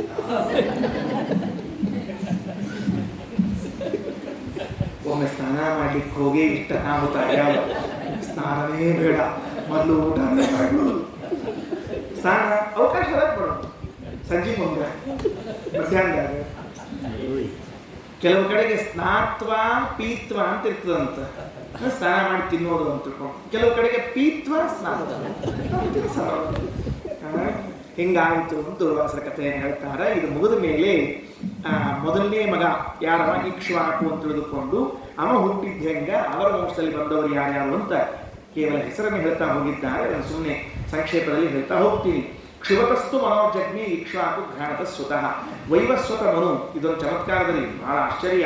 ವೈವಸ್ವತ ಮನು ಏನಿದ್ದಾನ, ಆ ವೈವಸ್ವತ ಮನುವಿಗೆ ಒಂದು ಬಾರಿ ನೆಗಡಿ ಬಂದಿತ್ತು ಅಥವಾ ಸೀನಿದ, ಹಕ್ಷಿ ಸೀನಿದ ಕೂಡಲೇ ಒಂದು ಕೂಸು ಹುಟ್ಕೊಳ್ತಂತ. ಅವನೇ ಇಕ್ಷ್ವಾಕು ಅಂತ ಹೆಸರು ಉಳ್ಳವ, ಅವನಿಗೆ ಇಕ್ಷ್ವಾಕು ಅಂತ ಹೆಸರು. ಇಕ್ಷ್ವಾಕು ಕ್ಷುವತೋ ಮನೋಹೋ, ಹಕ್ಷಿ ಅಂತಂದ ಕೂಡಲೇ ಬರೋಬ್ಬರಿ ಒಂದು ಕೂಸು ಹುಡ್ತೀರಿ. ನನಗೆ ಈ ಪುರಾಣ ಕೇಳಿದಾಗ ಎಲ್ಲ ಒಂದು ಗಾಬರಿ ಆಗ್ತಿರ್ತದೆ. ಏನ್ ಗಾಬರಿ ಆಗ್ತಿರ್ತದೆ? ಅವ್ರಿಗಷ್ಟೇ ಹಂಗಾಗಿದೆ ಸಂತೋಷ. ವೈವಸ್ವತ ಮನವಿಗಷ್ಟೇ ಸೀನಿದಾಗ, ಅದು ಒಂದ್ಸರ್ತಿ ಸೀನಿದಾಗ ಅಷ್ಟೇ ಆಗಿದ್ರಿ, ಮುಂದೆ ಯಾವಾಗ ಸೀನಿದಾಗೂ ಆಗಿಲ್ಲ. ಹಂಗ ನಮಗೇಂದ್ರ ಲೋಕದಲ್ಲಿ ಸೀನಿದಾಗ ಒಮ್ಮತ್ರ ಆಗ್ತಿದ್ವು ಅಂದ್ರೆ ವೃದ್ಧಿನೇ ಇರ್ತಿದ್ದಿಲ್ಲ. ಯಾಕೆ ಹೇಳ್ರಿ? ಒಂದ್ರೊಳಗೆ ವೃದ್ಧಿ ಹೋಗ್ಬಿಡ್ತದಂತೆ. ಸೊ ಮಳೆಗಾಲದಾಗ ಸೀಜನ್ ಸೀನವರು ಇರ್ತಾರೆ ನೋಡ್ರಿ, ಒಂದು ಸೀನ್ ಇಕ್ಷ 100 ಸೆಂಟ್ ಇರ್ತಾರೆ ಬರೋಬ್ಬರಿ. ಆಹಾ 100 ಮಟ್ಟು ಬರೋಬ್ಬರಿ. ದೇವರ ಇಲ್ಲ, ಒಬ್ಬರಿಗೆ ಆಗ ಸಂತೋಷ. ಈ ಇಕ್ಷ್ವಾಕುವಿಗೆ ಅನೇಕ ಜನ ಮಕ್ಕಳು ಅಂತ ಹೇಳ್ತಾರೆ. 100 ಮಂದಿ ಮಕ್ಕಳು, ವಿಕುಕ್ಷಿ, ನಿಮಿ, ದಂಡಕ ಅಂತ ಹಿಂಗೆಲ್ಲ ಹೇಳಿದ್ದಾರೆ. ಆ ವಿಕುಕ್ಷಿಯ ಕಥೆಯಲ್ಲೂ ಅನೇಕ ಅಂಶಗಳು ಬರ್ತಾ ಇದೆ. ಇದು ಮುಗಿದ ಮೇಲೆ ಮಾಂಧಾತ ರಾಜರ ಕಥೆ ಇನ್ನೊಂದು 5-10 ನಿಮಿಷ ಹೇಳಿ ಮುಗಿಸ್ಬಿಡುತ್ತೆ. 5ರಿಂದ 10 ನಿಮಿಷ ಅಷ್ಟೇ, ಭಾಳ ಇಲ್ಲ. ಮಾಂಧಾತ ರಾಜನ ಚರಿತ್ರೆ ಏನು ಅಂದರೆ, ನಾವು ನಮಗೆ ಶಾಲೆಯಲ್ಲಿದ್ದಾಗ ಒಂದು ಸಣ್ಣ ಒಂದು ಕಲಿಸ್ತಿದ್ರಿ. ಏನು ಅಂತ ಹೇಳ್ರಿ, ಸೂರ್ಯ ಮೂಲದ ಸಾಮ್ರಾಜ್ಯ ಅಂತ ಒಂದು ಶಬ್ದ ಇತ್ತು, ಕೇಳಿದ್ರೆ ನೆನಪಿದೆಯಾ ನಿಮಗೆ? ಬ್ರಿಟಿಷರ ಆಡಳಿತ ಏನಿತ್ತಲ್ಲ, ಅವ್ರದ್ದು ಸೂರ್ಯ ಮೂಲದ ಸಾಮ್ರಾಜ್ಯ. ಅಂದ್ರೆ ಏನು ಅಂದ್ರೆ, ಅವ್ರದ್ದು ಪೂರ್ವದಿಂದ ಪಶ್ಚಿಮ ತನಕ ಎಲ್ಲಾ ರಾಜ್ಯ ಅವ್ರದೇ ಇತ್ತು. ಹಿಂಗಾಗಿ ಅವ್ರದೊಳಗೆ ಸೂರ್ಯ ಮುಳುಗ್ತಾನೆ ಇದ್ದಿದ್ದಿಲ್ಲ. ಯಾಕೆ? ಇಲ್ಲಿ ಮುಳುಗಿ ಇನ್ನೊಂದು ಕಡೆ ಕಾಣಿಸ್ತಿದ್ದ ಸೂರ್ಯ, ಅಲ್ಲಿ ಮುಳುಗಿ ಇನ್ನೊಂದು ಕಡೆ ಕಾಣಿಸ್ತಿದ್ದ ಸೂರ್ಯ. ಹಿಂಗಾಗಿ ಸೂರ್ಯ ಮುಳುಗದ ಸಾಮ್ರಾಜ್ಯ ಅಂದ್ರೆ ಇಡೀ ಜಗತ್ತು ಆಳಿದ್ರವರು, ಅವ್ರ ರಾಜ್ಯಕ್ಕೆ ಸೂರ್ಯ ಮುಳುಗ್ತಿರ್ಲಿಲ್ಲ ಅಂತ ಅಷ್ಟು ಪ್ರಸಿದ್ಧಿ. ಇದು ಫಸ್ಟ್ ಟೈಟಲ್ ಯಾರಿಗೆ ಗೊತ್ತಾ? ಮಾಂಧಾತನಿಗೆ ಇತ್ತು ಅಂತ ಭಾಗವತ ನಮಸ್ಕಾರ ಹೇಳ್ತದೆ. ಏನು ಆಶ್ಚರ್ಯ! ನಮ್ಮಲ್ಲಿ ಅಂಥ ಒಬ್ಬ ರಾಜ ಇದ್ದ. ಅಂಬರೀಷನ್ನೇನಲ್ಲೇ ಅಲ್ಲ, ಸಪ್ತದ್ವೀಪವತಿ ಅಂತ ಹೇಳ್ತೀವಿ ನಾವು, ಅಷ್ಟೇ ಅಂಬರೀಷನ್ ಮುಂದೆ ಬಂದಾಗ ಹೇಳೋದು ಮಾಂಧಾತ ರಾಜನ ಪರಿಸ್ಥಿತಿ ಏನು ಅಂದರೆ, ಅವನ ರಾಜ್ಯದಲ್ಲಿ ಯಾವಾಗಲೂ ಹಗಲು ರಾತ್ರಿಗಳೇ. ಯಾಕೆ? ಎಲ್ಲ ರಾಜ್ಯ ಅವಂದೇ. ಅವನ ಕಥೆ ಹೇಳ್ತಾರೆ. ಆ ಮಾಂಧಾತ ಹೆಂಗಿದ್ದ, ಯಾರ ಮಗ ಅಂತ ಹೇಳಿದಾಗ, ಯುವರಾಶ್ವ ಅಂತ ಒಬ್ಬ ರಾಜ ಬಂದಂತೆ. ಯುವರಾಶ್ವನಿಗೆ 100 ಜನ ಹೆಂಡತಿಯರಿದ್ರಂತೆ. ಎಷ್ಟು ಮಂದಿ? 100 ಮಂದಿ ಹೆಂಡತಿಯರು. ಭಾರಿ ಧೈರ್ಯವಂತಿದ್ದಾನಂತ ಅರ್ಥ. 100 ಮಂದಿ ಮಾಡ್ಕೊಳ್ಳೋದ್ರಿ ಏನ್ರಿ? ಜನ್ಮಾಂತರವಾಗ ಅಭ್ಯಾಸ ಮಾಡ್ಯಾನ್ರಿವ. ಒಬ್ಬರು ಮಾಡ್ಕೊಂಡು, ಇಬ್ಬರು ಮಾಡ್ಕೊಂಡು, 50 ಮಂದಿ ಮಾಡ್ಕೊಂಡು, 100 ಮಾಡ್ಕೊಂಡು, ಹೇಗಿದ್ಮೇಲೆ ಮತ್ತೆ ಮುಂದಿನ ಸಲ 100 ಮಾಡ್ಕೊಂಡು ಧೈರ್ಯದಿಂದ ಇದ್ದಾನ ಅಷ್ಟೇ. ಹಿಂಗೆ 100 ಮಂದಿ ಮಾಡ್ಕೊಂಡಾನೆ. 100 ಮಂದಿ ಆದರೂ ಮಕ್ಕಳಾಗಲಿಲ್ಲ, ದೈವ ಇಲ್ಲ. ಕಾಡಿಗೆ ಹೊಂಟ, ಇನ್ನೇನು ಮಕ್ಕಳಾಗಿಲ್ಲ, ಸುಮ್ಮ ಹೋಗೋ ನೋಡಿ ಕಾಡಿಗೆ ಅಂತ ಹೋದ್ರೆ, ಕಾಡಿನಲ್ಲಿದ್ದ ಋಷಿಗಳು ಐಂದ್ರಿ ಯಾಗ ಅಂತ ಒಂದು ಯಾಗ, ಇಂದ್ರದೇವರನ್ನ ಕುರಿತು ಮಾಡುವ ಯಾಗ ಮಾಡಿಸ್ತೀವಿ, ಸಂತಾನ ಆಗ್ತದೆ, ಏನು ಚಿಂತೆ ಮಾಡೋದು, ಸುಮ್ ಕೂಡು ಅಂತ ಯಾಗ ಮಾಡಿಸ್ಬಿಟ್ರಿ. ಯಾಗ ಮಾಡಿಸಿದ್ರು. ನಾಳೆ ಬೆಳಿಗ್ಗೆ ಪೂರ್ಣಾಹುತಿ ಅಂತ ವ್ಯವಸ್ಥೆ ಆಗಿತ್ತು. ಹಿಂದಿನ ದಿವಸ ರಾತ್ರಿ ರಾಜ ರಾಣಿ ಎಲ್ಲ ಅಲ್ಲೇ ಮಲ್ಕೊಂಡಾರೆ. ನಡರಾತ್ರಿ ರಾಜನಿಗೆ ನೀರಡಿಕೆ ಆಗ್ಬಿಟ್ಟೆ. ಎದ್ದ, ನೀರಡಿಕೆ ಆಗಿದಂತ ನೀರು ಹುಡುಕೋತು ಬಂದಾನ. ಅವಾಗೇನು ಫ್ರಿಡ್ಜ್ ಇದ್ದಿದ್ದಿಲ್ಲ, ಹಿಂಗೆ ಬಾಗ್ಲ ತೆಗೆದುಕೊಂಡು ಲೈಟ್ ಹತ್ತಿದ್ದಿದ್ದಿಲ್ಲ, ಕಟ್ಲಿ ಇದ್ದಿದ್ದಿಲ್ಲ. ಅವಾಗೆಲ್ಲ ಕಟ್ಲಿ ಒಳಗೆ ಎಲ್ಲಿ ನೀರು ಸಿಗ್ತದೋ ಏನು ಸಿಗ್ತದೋ, ಆಶ್ರಮ ಬೇರೆ ಅಂತ ಹುಡುಕ್ತಾ ಹೋದಾಗ ಕಟ್ಟಿ ಬಿಡಿತ್ತು ಕಾಲಿಗೆ. ಕಟ್ಟಿ ಮೇಲೆ ಏನಂದ ನೋಡೋಣ ತಡಿ ಅಂತ ಒಂದು ತಂಬಿಗಿತ್ತು. ತಂಬಿಗೆ ನೀರಿತ್ತು. ಆಹಾ ಅಂದ ಬಡ ನೀರು ತೊಗೊಂಡು ಗಟ ಕುಡಿದು ಬಿಟ್ಟ. ತಮ್ಮಿಗೆ ಡಬ್ಬ ಹಾಕಿದ. ಕುಡಿದ್ಮೇಲೆ ಡಬ್ಬ ಹಾಕೋ ಪದ್ಧತಿ ಇದೆ ನೋಡಿ. ಡಬ್ಬ ಹಾಕಿದ, ಹೋಗಿ ಮಲ್ಕೊಂಡ್ಬಿಟ್ಟ. ಬೆಳಗ್ಗೆ ಎದ್ದು ಮೊದಲೇ ಆಚಾರ ಬಂದು ಗಣ ನಿಂತ್ಬಿಡ್ತೇವೆ. ಮಂತ್ರ ಮುಂದೆ ಹೋಗಲೇ ಇಲ್ಲ. ಯಾಕೆ? ತಮ್ಮಿಗೆ ಉಲ್ಟಾಗಿಬಿಡ್ತೇವೆ. ಅಯ್ಯೋ ಅಂದ್ರು. ಆಚಾರ ಇವೆಲ್ಲ ದೊಡ್ಡ ಆಚಾರ, ಸಣ್ಣ ಆಚಾರ, ಗಿಡ್ಡಾಚಾರ, ಉದ್ದಾಚಾರ ಎಲ್ಲ ಆಚಾರ ಬಂದ್ರೆ ಏನಾಯ್ತು? ಗಣ ಏನೋ ಒಂದು ತಮ್ಮಿಗೆ ಡಬ್ಬ ಹಾಕಿಬಿಟ್ರ. ಅದಕ್ಕೇನಾಯ್ತು? ಇದ ಅಭಿಮಂತ್ರಣ ಮಾಡಿಟ್ಟಿದ್ವಿ ನೀರು. ಇದನ್ನ ಇವತ್ತ ಪೂರ್ಣಾಹುತಿ ಆದ್ಮೇಲೆ ರಾಜನಿಗೆ ಕೊಟ್ರೆ ಅವ ಹೆಂಡತಿ ಕೊಟ್ಟ ಅಂದ್ರೆ ಗರ್ಭಿಣಿ ಆಗ್ತಾಳ ಅಂತಿತ್ತು. ಯಾರು ಕುಡ್ದಾರೋ ಏನೋ, ಯಾರು ಕುಡ್ದಾರವರೇ, ಏನ್ ಮಾಡ್ಬೇಕು ಈಗ? ಕುಡ್ಲಿಕ್ಕೆ ಶುರು. ಯಾರು ಕುಡ್ದ್ರಿ ಅಂತ ಮತ್ತೆ ಬೇಕಲ್ರಿ ಎಲ್ಲರೂ. ಎಲ್ಲ ಇಲ್ಲ ನಾವು ಕುಡ್ದಿಲ್ಲ. ಕೊನೆಗೆ ಸುದ್ದಿ ಗೊತ್ತಾತ ರಾಜಗ, ನಾನ ಕುಡ್ದೀನಿ ಅಂದ. ರಾಜ ದೇವರೇ ಕಾಪಾಡು ಅಂದ್ಬಿಟ್ರು. ಯಾಕೆ? ಅವನ ಗರ್ಭಿಣಿ ಆಗ್ತಾನೆ ಈಗ. ಅವ ಏನ್ ಮಂತ್ರ ಪ್ರಭಾವ ನೋಡ್ರಿ, ಎಲ್ಲ ಆಶ್ಚರ್ಯ ಅಲ್ಲ? ವೇದ ಹೇಳ್ತದೆ, ವೇದ ಮಂತ್ರ ಇದೆ ಅಂತ ಹೇಳ್ತದೆ. ಅವನು ಕುಡಿದು ಬಿಟ್ಟ. ಈಗ ನಾವು ರಾಯರ ಸ್ತೋತ್ರದಲ್ಲಿ ಹೇಳ್ತೀವಿಲ್ಲೋ, ಯಪ್ಪಿದೆ ಜಲಮೇ ತೇನ ಸ್ತೋತ್ರೇಣೈವ ವಿವಂತಿತಃ ತಸ್ಯ ಕುಕ್ಷಿಗತಾ ದೋಷ ಸರ್ವೇ ನಶ್ಯಂತಿ ತಕ್ಷಣಾತ್. ರಾಯರ ಸ್ತೋತ್ರವನ್ನ ಹೇಳಿಯೇ ನೀರು ಅಭಿಮಂತ್ರ ಮಾಡಿ ಕೊಟ್ರೆ ಹೊಟ್ಟೆಯಲ್ಲಿದ್ದ ದೋಷಗಳು ಹೋಗ್ತದೆ ಅಂದ್ರೆ ಮಹಾನುಭಾವರು ರಾಯರು. ಸ್ವತಃ ವೇದ ಮಂತ್ರಗಳು ಅಪೌರುಷೇಯವಾದದ್ದು, ಭಗವಂತನ ಪ್ರತಿಪಾದನೆ ಮಾಡುವಂತಹದ್ದು. ಅಭಿಮಂತ್ರ ಮಾಡಿ ಇಟ್ಬಿಟ್ಟಾಗ ಆತಲ್ರಿ. ಮರುದಿವಸದಿಂದ ಶುರು ಆತಲ್ಲ ಬೆಳಿಲಿಕ್ಕೆ. 9 ತಿಂಗಳಾಯ್ತು, ಗರ್ಭ ಬೆಳೆದು ಹೋಗ್ಬಿಡ್ತೇವು. ಹೌದ್ರಿ, ಗರ್ಭ ಬೆಳೆದ ಒಂದು ಹೊರಗೆ ಬರ್ಬೇಕಲ್ಲ ಕೂಸು, ಏನ್ ಗತಿ ಇಲ್ಲ. ಫಸ್ಟ್ ಸಿಜರಿನ್ ಆಯ್ತಂತೆ. ಇವತ್ತೇನು ಡಾಕ್ಟರ್ ಮಾಡ್ತಾರಲ್ಲ, ಏನೋ ಚೀನಾದಾಗ ಕಂಡು ಹಿಡಿದಾರ, ಅಮೆರಿಕಾದಾಗ, ಎಲ್ಲಿಲ್ರಿ. ಮೊದಲು ಭಾರತ ಕಂಡು ಸಿಜರಿನ್ ನಂಬೋದು ಮೊದಲು ಭಾರತದಲ್ಲಿ ಕಂಡು ಹಿಡಿದಿದ್ದು. ಮಹಾಭಾರತ ಈ ಕಥೆಯನ್ನು ಹೇಳುವಾಗ ಸಿಜರಿನ್ ಮಾಡಿದ ಫಸ್ಟ್ ವೈದ್ಯರು ಯಾರು ಅಂದ್ರೆ ಅಶ್ವಿನಿ ದೇವತೆಗಳನ್ನು ತಿಳಿಸಿಕೊಟ್ಟ. ಅಶ್ವಿನಿ ದೇವತೆಗಳು ಬಂದು ಈ 9ನೇ ತಿಂಗಳ ಹೊತ್ತಿಗೆ ಕೂಸಿನ ಹೊಟ್ಟೆಯ ಬಲಭಾಗವನ್ನ ಸೀಳಿ ಹೊಲಿಗೆ ಹರಿದು ತೆಗೆದು ಕೂಸಿನ ಹೊರಗೆ ತೆಕ್ಕೊಂಡು ಹೊಲಿಗೆ ಹಾಕಿದ್ರಂತೆ. ಜಗತ್ತಿನ ಮೊಟ್ಟ ಮೊದಲೇ ಸಿಜರಿನ್ ಆಗಿದ್ದು ಭಾರತದಲ್ಲಿ ತಿಳಿಸಿಕೊಡ್ತದೆ ಮಹಾಭಾರತ. ಆ ಕೂಸು ಬಂತು. ಕೂಸು ಏನೋ ಹೊರಗೆ ತೆಗೆದ್ರಪ್ಪ ಹೆಂಗೋ ಮಾಡಿ, ಹಾಲು ಕುಡಿಸೋ ಕಲಿ ಮತ್ತೆ ಶುರು ಆಯ್ತು ಒಂದೊಂದೊಂದೊಂದು ಪ್ರಾಬ್ಲಮ್. ಅದಕ್ಕೆ ನಮ್ಮಲ್ಲಿ ನಿಶ್ಚಿಂತ್ರಿ ಈಗೇನಾದ್ರೆ ಮಾಂಧಾತ ಹುಟ್ಟಿದ್ದ ಅಂತ ಇಟ್ಕೊಳ್ರಿ. ಬಾಟ್ಲಿ ಕಂಪ್ನಿ ಹೆಂಗ್ ಗೊತ್ತಾಗ್ತಿದೆ ಅಂತ ಹೇಳಿ 2 ಅರ್ಥ ಹೋದಕ್ಕೆ ಬಾಟ್ಲಿ ಕಂಪ್ನಿ. ಅದಕ್ಕೆ ಬಾಟ್ಲಿ ಹಾಲು ಹಚ್ಚಿಬಿಡೋದು, ಕುಡ್ಕೋತಿರ್ತದೆ ಪಾಪ. ಅಮ್ಮನ ಹಾಲು ಬಿಡಿಸ್ಬಿಟ್ಟಾರ, ಬಾಟ್ಲಿ ಹಾಲು ಇಟ್ಬಿಟ್ಟಾರ, ಅಮ್ಮನ ಸಂಬಂಧ ಹೋಗಿ ಬಾಟ್ಲಿ ಸಂಬಂಧ ಬೆಳೀತದೆ, ಕೊನೆ ತನಕ ಬಾಟ್ಲಿ ಒಳಗೆ ಕಾಣೋದು ಅಷ್ಟೇ, ಹೆಚ್ಚಿಗೆ ಹೇಳಬಾರ್ದು. ಹಿಂಗಾಗಿ ಅವಂಗ ಹೊರಗೆ ಬಂತು ಕೂಸು, ಹಾಲು ಅಳ್ಳಿಕತ್ತು. ಅದಕ್ಕೆ ಆ ಇಂದ್ರದೇವರ ಯಜ್ಞ ಇತ್ತಲ್ಲ, ಇಂದ್ರದೇವರ ಕೆಳಗಿಳಿದು ಬಂದು ಯಾಕತ್ತಿ ಬಾ ಇಲ್ಲಿ ಅಂತ ಹೇಳಿ ಇಂದ್ರದೇವರು ತಮ್ಮ ಹೆಬ್ಬೆರಳು, ಆ ಹೆಬ್ಬೆರಳನ್ನ ಮಾಂಧಾತನ ಬಾಯಲ್ಲಿಟ್ಟಂತ, ಅದಕ್ಕದು ಮಾಂಧಾತ ಅಂತ ಹೆಸರು ಬಂತಂತ. ಯಾಕ ಕಂ ಧಾಸ್ಯತಿ ಕುಮಾರೋಯಂ ಸ್ತನ್ಯೋ ರೂರೂಯತೆ ಭೃಶಂ ಮಾಂಧಾತ ವತ್ಸಮಾರೋದೀಹಿ ಇತಿ ಇಂದ್ರೋ ದೇಶಿನಿ ಮದಾತ್. ನನಗೆ ಹಾಲು ಕುಡಿಸೋರು ಯಾರು? ಮಾಂ ಧಾತ. ಧಾತ ಅಂತಂದ್ರೆ ಏನು? ದಾಸ್ಯತಿ, ಪಾನ ಮಾಡೋದು. ನನಗೆ ಹಾಲು ಕುಡಿಸೋರು ಯಾರು ಅಂತ ಕೇಳಿದಾಗ ಇಂದ್ರ ಅಂತ ನಾನು, ಮಾಂ ನನ್ನ, ಅದಕ್ಕೆ ಮಾಂ ಧಾತ ಅಂತ ಬಂತು ಅಂತ ತಿಳಿಸಿಕೊಟ್ಟಿದ್ದಾರೆ. ಹಾಗಾಗಿ ಹೆಬ್ಬೆರಳಿಟ್ಟಾಗ ಹೆಬ್ಬೆರಳು ಚೀಪಿದ್ರು, ಅದೇ ಹಾಲು ಬಂತು, ಬೆಳೆದರು ಅಂತ ತಿಳ್ಕೊಳ್ರಿ. ಅಂದರೆ ಅದು ಫಸ್ಟ್ ಟೈಮ್ ಹೆಬ್ಬೆರಳು ಚೀಪಿತ್ತು. ಅದಾದ್ಮೇಲೆ ಮುಂದೆ ಲೋಕದಲ್ಲಿ ಎಲ್ಲ ಮಕ್ಕಳು ಹೆಬ್ಬೆರಳು ಚೀಪೋದ್ರೆ ಅಭ್ಯಾಸ ಮಾಡಿಕೊಂಡ್ರು. ನಮ್ಮ ತನಕ ನಮ್ಮ ಮಕ್ಕಳು ಮೊಮ್ಮಕ್ಕಳಿಗೆ ಚೀಪಂಗಿಲಿ ಹೆಬ್ಬೆರಳುಗಳನ್ನು ಹೋಗ್ಬಿಟ್ಟದ ಪದ್ಧತಿ, ಹೋಗ್ಬಿಟ್ಟದ, ಈಗ ಅದು ಹೋಗ್ಬಿಟ್ಟದ. ಏನು ಆಶ್ಚರ್ಯ ಎಲ್ಲಾದರೂ ಈ ಮುಂದೆ ಹುಟ್ಟಿದ ಹುಡುಗರು ಹೆಬ್ಬೆರಳು ಚೀಪೋದಿಲ್ಲ, ಡಬ್ಬು ಬೀಳೋದು, ಅಂಬಿ ಹರಿಯೋದು. ನಾವು ಸೆರ್ಲ್ಯಾಕ್ ತಿಂದು ಸೆರ್ಲ್ಯಾಕ್ ಗುಂಡಾಗಿರ್ತಾವೆ, ನೋಡೋ ಹಂಗಿಲ್ರಿ ಅವ್ರ ಕೂಸುಗಳನ್ನ. ಪಾಪ ಅವು ಅಂದ್ರೆ ಪರಿಸ್ಥಿತಿ ಬಹಳ ಗಂಭೀರ ಆಗಿರ್ತದೆ. ಆತ ಮುಂದೆ ಇವ ಯೌವನಾಶ್ವ ಇವೇನ್ ಮಾಡಿದ, ಇವನು ಸಪ್ತದ್ವೀಪವತಿ ಮಹಿಂ ಆಡಿ ಮುಂದೆ ಬೆಳೆದ. ಯೌವನಾಶ್ವ ರಾಜ ಮುಗಿತು, ಇವ ಬೆಳೆದಿದ್ದಾನೆ. ಈ ಶ್ಲೋಕ ನೋಡ್ರಿ ಎಷ್ಟು ಚಂದದ. ಯಾವತ್ ಸೂರ್ಯ ಉದೇತಿ ಸ್ಮ ಯಾವತ್ ಚಂದ್ರಶ್ಚ ಪ್ರತಿಷ್ಠತಿ ಸರ್ವಂ ತದ್ ಯೌವನಾಶ್ವಸ್ಯ ಮಾಂಧಾತು ಕ್ಷೇತ್ರ ಮುಚ್ಚತೆ.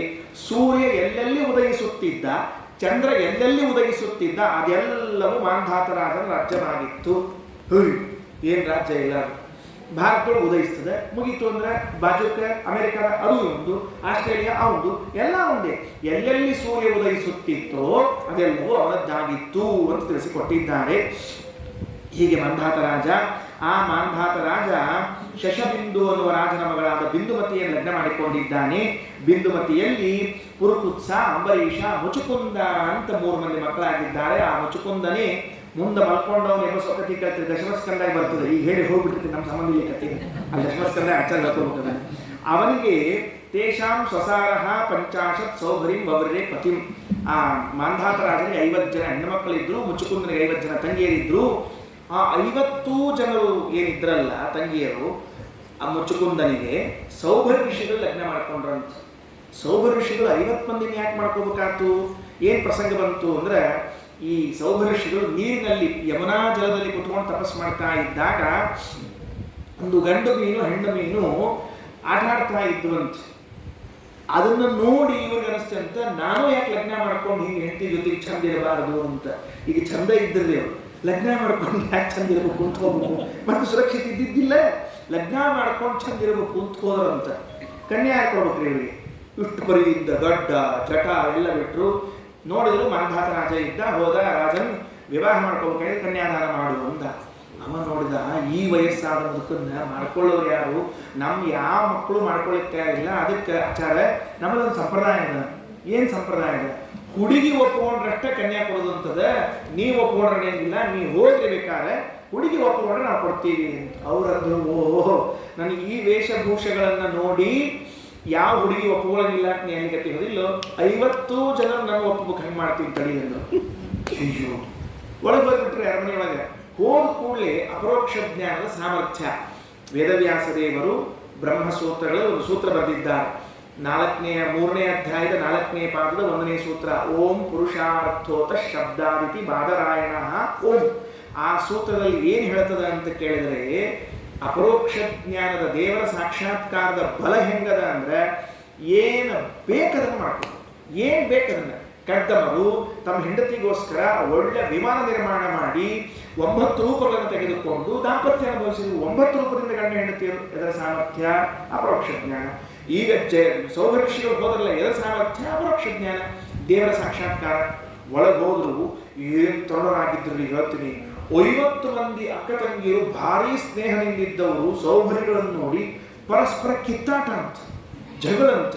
ನಾ ಮಾಡ್ಕೋತೀನಿ ನನ್ನ ಗಂಡ ನಿನ್ನ ಭಾವ, ನನ್ನ ಗಂಡ ನಿನ್ನ ಭಾವ ಅಂತ. ಏನು ಭಾವ ಏನು ಮೈಟ್ಟು ಅಂತೇಳಿ ಹೇಗೆ ಈ ಭಾವ ಕತಿ, ನನ್ನ ಭಾವ ನಿನ್ನ ಗಂಡ ನನ್ನ ಭಾವ ಅಂತ ಜಗಳಾಡಿ ಬಿಟ್ರಿ. ಮಾಂಧಾತ ಅಂದ, ಒಬ್ರು ಒಪ್ಪಂಗಿಲ್ಲ ಅಂದ್ರೆ 50 ಮಂದಿನ ಕೊಟ್ಟೆಪ್ಪ ಅಂದ. 50 ಮಂದಿನ ಲಗ್ನ ಮಾಡ್ಕೊಂಡ್ಬಿಟ್ರಿ. ಸೌಭರ ಋಷಿಗಳು 50 ಮಂದಿ ಲಗ್ನ ಮಾಡಿಕೊಂಡ್ರೆ 50 ರೂಪದಿಂದ ಅವ್ರ ಜೊತೆ ಜೀವನ ಮಾಡ್ತಿದ್ದಾರಂತೆ. ಸೌಭರ ಋಷಿಗಳು 50 ಮಂದಿಯನ್ನ ಮಾಡಿಕೊಂಡು 50 ದೇಹದಿಂದ ಅವರ ಜೊತೆಗೆ ಜೀವನ ಮಾಡಿದ್ರು. ಯಾಕೆ ಅಂದ್ರೆ ಶಾಸ್ತ್ರ ಹೇಳ್ತದೆ, ಅವರ ಸಾಮರ್ಥ್ಯ ಎಷ್ಟಿತ್ತು ಅಂದ್ರೆ ಅಪರೋಕ್ಷ ಜ್ಞಾನ ಆಗಿಬಿಟ್ಟಿತ್ತು. ಇನ್ನು ಪ್ರಾರಬ್ಧ ಕರ್ಮ ಎಷ್ಟು ಉಳಿದಿತ್ತವ್ದು ಅಂದ್ರೆ ಇನ್ನು 50 ಜನ್ಮ ಪ್ರಾರಬ್ಧ ಉಳಿದಿತ್ತಂತವ್ದು.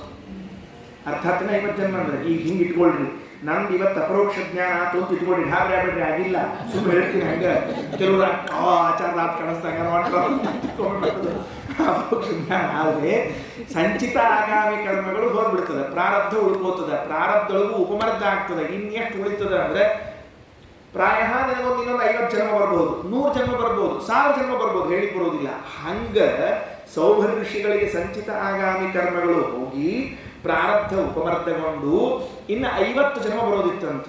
ಅವರಂದ್ರು 50 ಜನ್ಮ ತನಕ ನಾ ಯಾಕೆ ಟೈಮ್ ವೇಸ್ಟ್ ಮಾಡಲಿ, ಅದಕ್ಕೆ ಅಪರೋಕ್ಷ ಜ್ಞಾನ ಸಾಮರ್ಥ್ಯದಿಂದ 50 ದೇಹವನ್ನು ತಗೊಳ್ತೀನಿ, 50 ಬಾರಿ ಹುಟ್ಟಿ ಹುಟ್ಟಿ ಹುಟ್ಟಿ ಬಂದು ಲಗ್ನ ಮಾಡ್ಕೊಂಡು ಮಕ್ಕಳು ಪಡ್ಕೊಂಡ್ರೆ ಏನಾಗ್ತದ ಅದನ್ನೆಲ್ಲ ಒಂದ ಜನ್ಮದೊಳಗೆ ತೀರಿಸಿ ಮುಂದಿನ ಜನ್ಮಕ್ಕೆ ನಾ ಮೋಕ್ಷ ಬಿಡ್ತೀನಿ ಅಂತ ಹೇಳಿ 50 ದೇಹಗಳನ್ನು ತೆಗೆದುಕೊಂಡ್ರಂತೆ.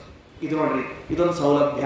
ಅಪರೋಕ್ಷ ಜ್ಞಾನಿಗಳಾದವರಿಗೆ ಮುಂದೆ ಬರುವ ಜನ್ಮಗಳನ್ನು ತೆಗೆದುಕೊಂಡು ಪ್ರಾಯ ಸೌಭರ ಋಷಿಗಳಂಥವರಿಗೆ ಸಾಧ್ಯ ಆದ 50 ಜನ್ಮದಲ್ಲಿ ಅನುಭವಿಸಬೇಕಾದ ಸುಖ ದುಃಖಗಳನ್ನೆಲ್ಲ ಒಂದೇ ಜನ್ಮದಲ್ಲಿ ಅನುಭವಿಸಿ ಮುಗಿಸಿ ಬಿಡ್ತಾರೆ. ಆದ್ರಿಂದ 50 ಜನ್ಮ ಮಾಡಿಕೊಂಡಿದ್ದಾರೆ ಅಂತ ತಿಳಿಸಿದ್ರು. ಮುಂದೇನಾಯಿತು ಅನ್ನೋದು ಮತ್ತೆ ನಾಳೆ ಅಂತ ಹೇಳ್ತಾ ಶ್ರೀಕೃಷ್ಣ ಅರ್ಪಣಮಸ್ತು.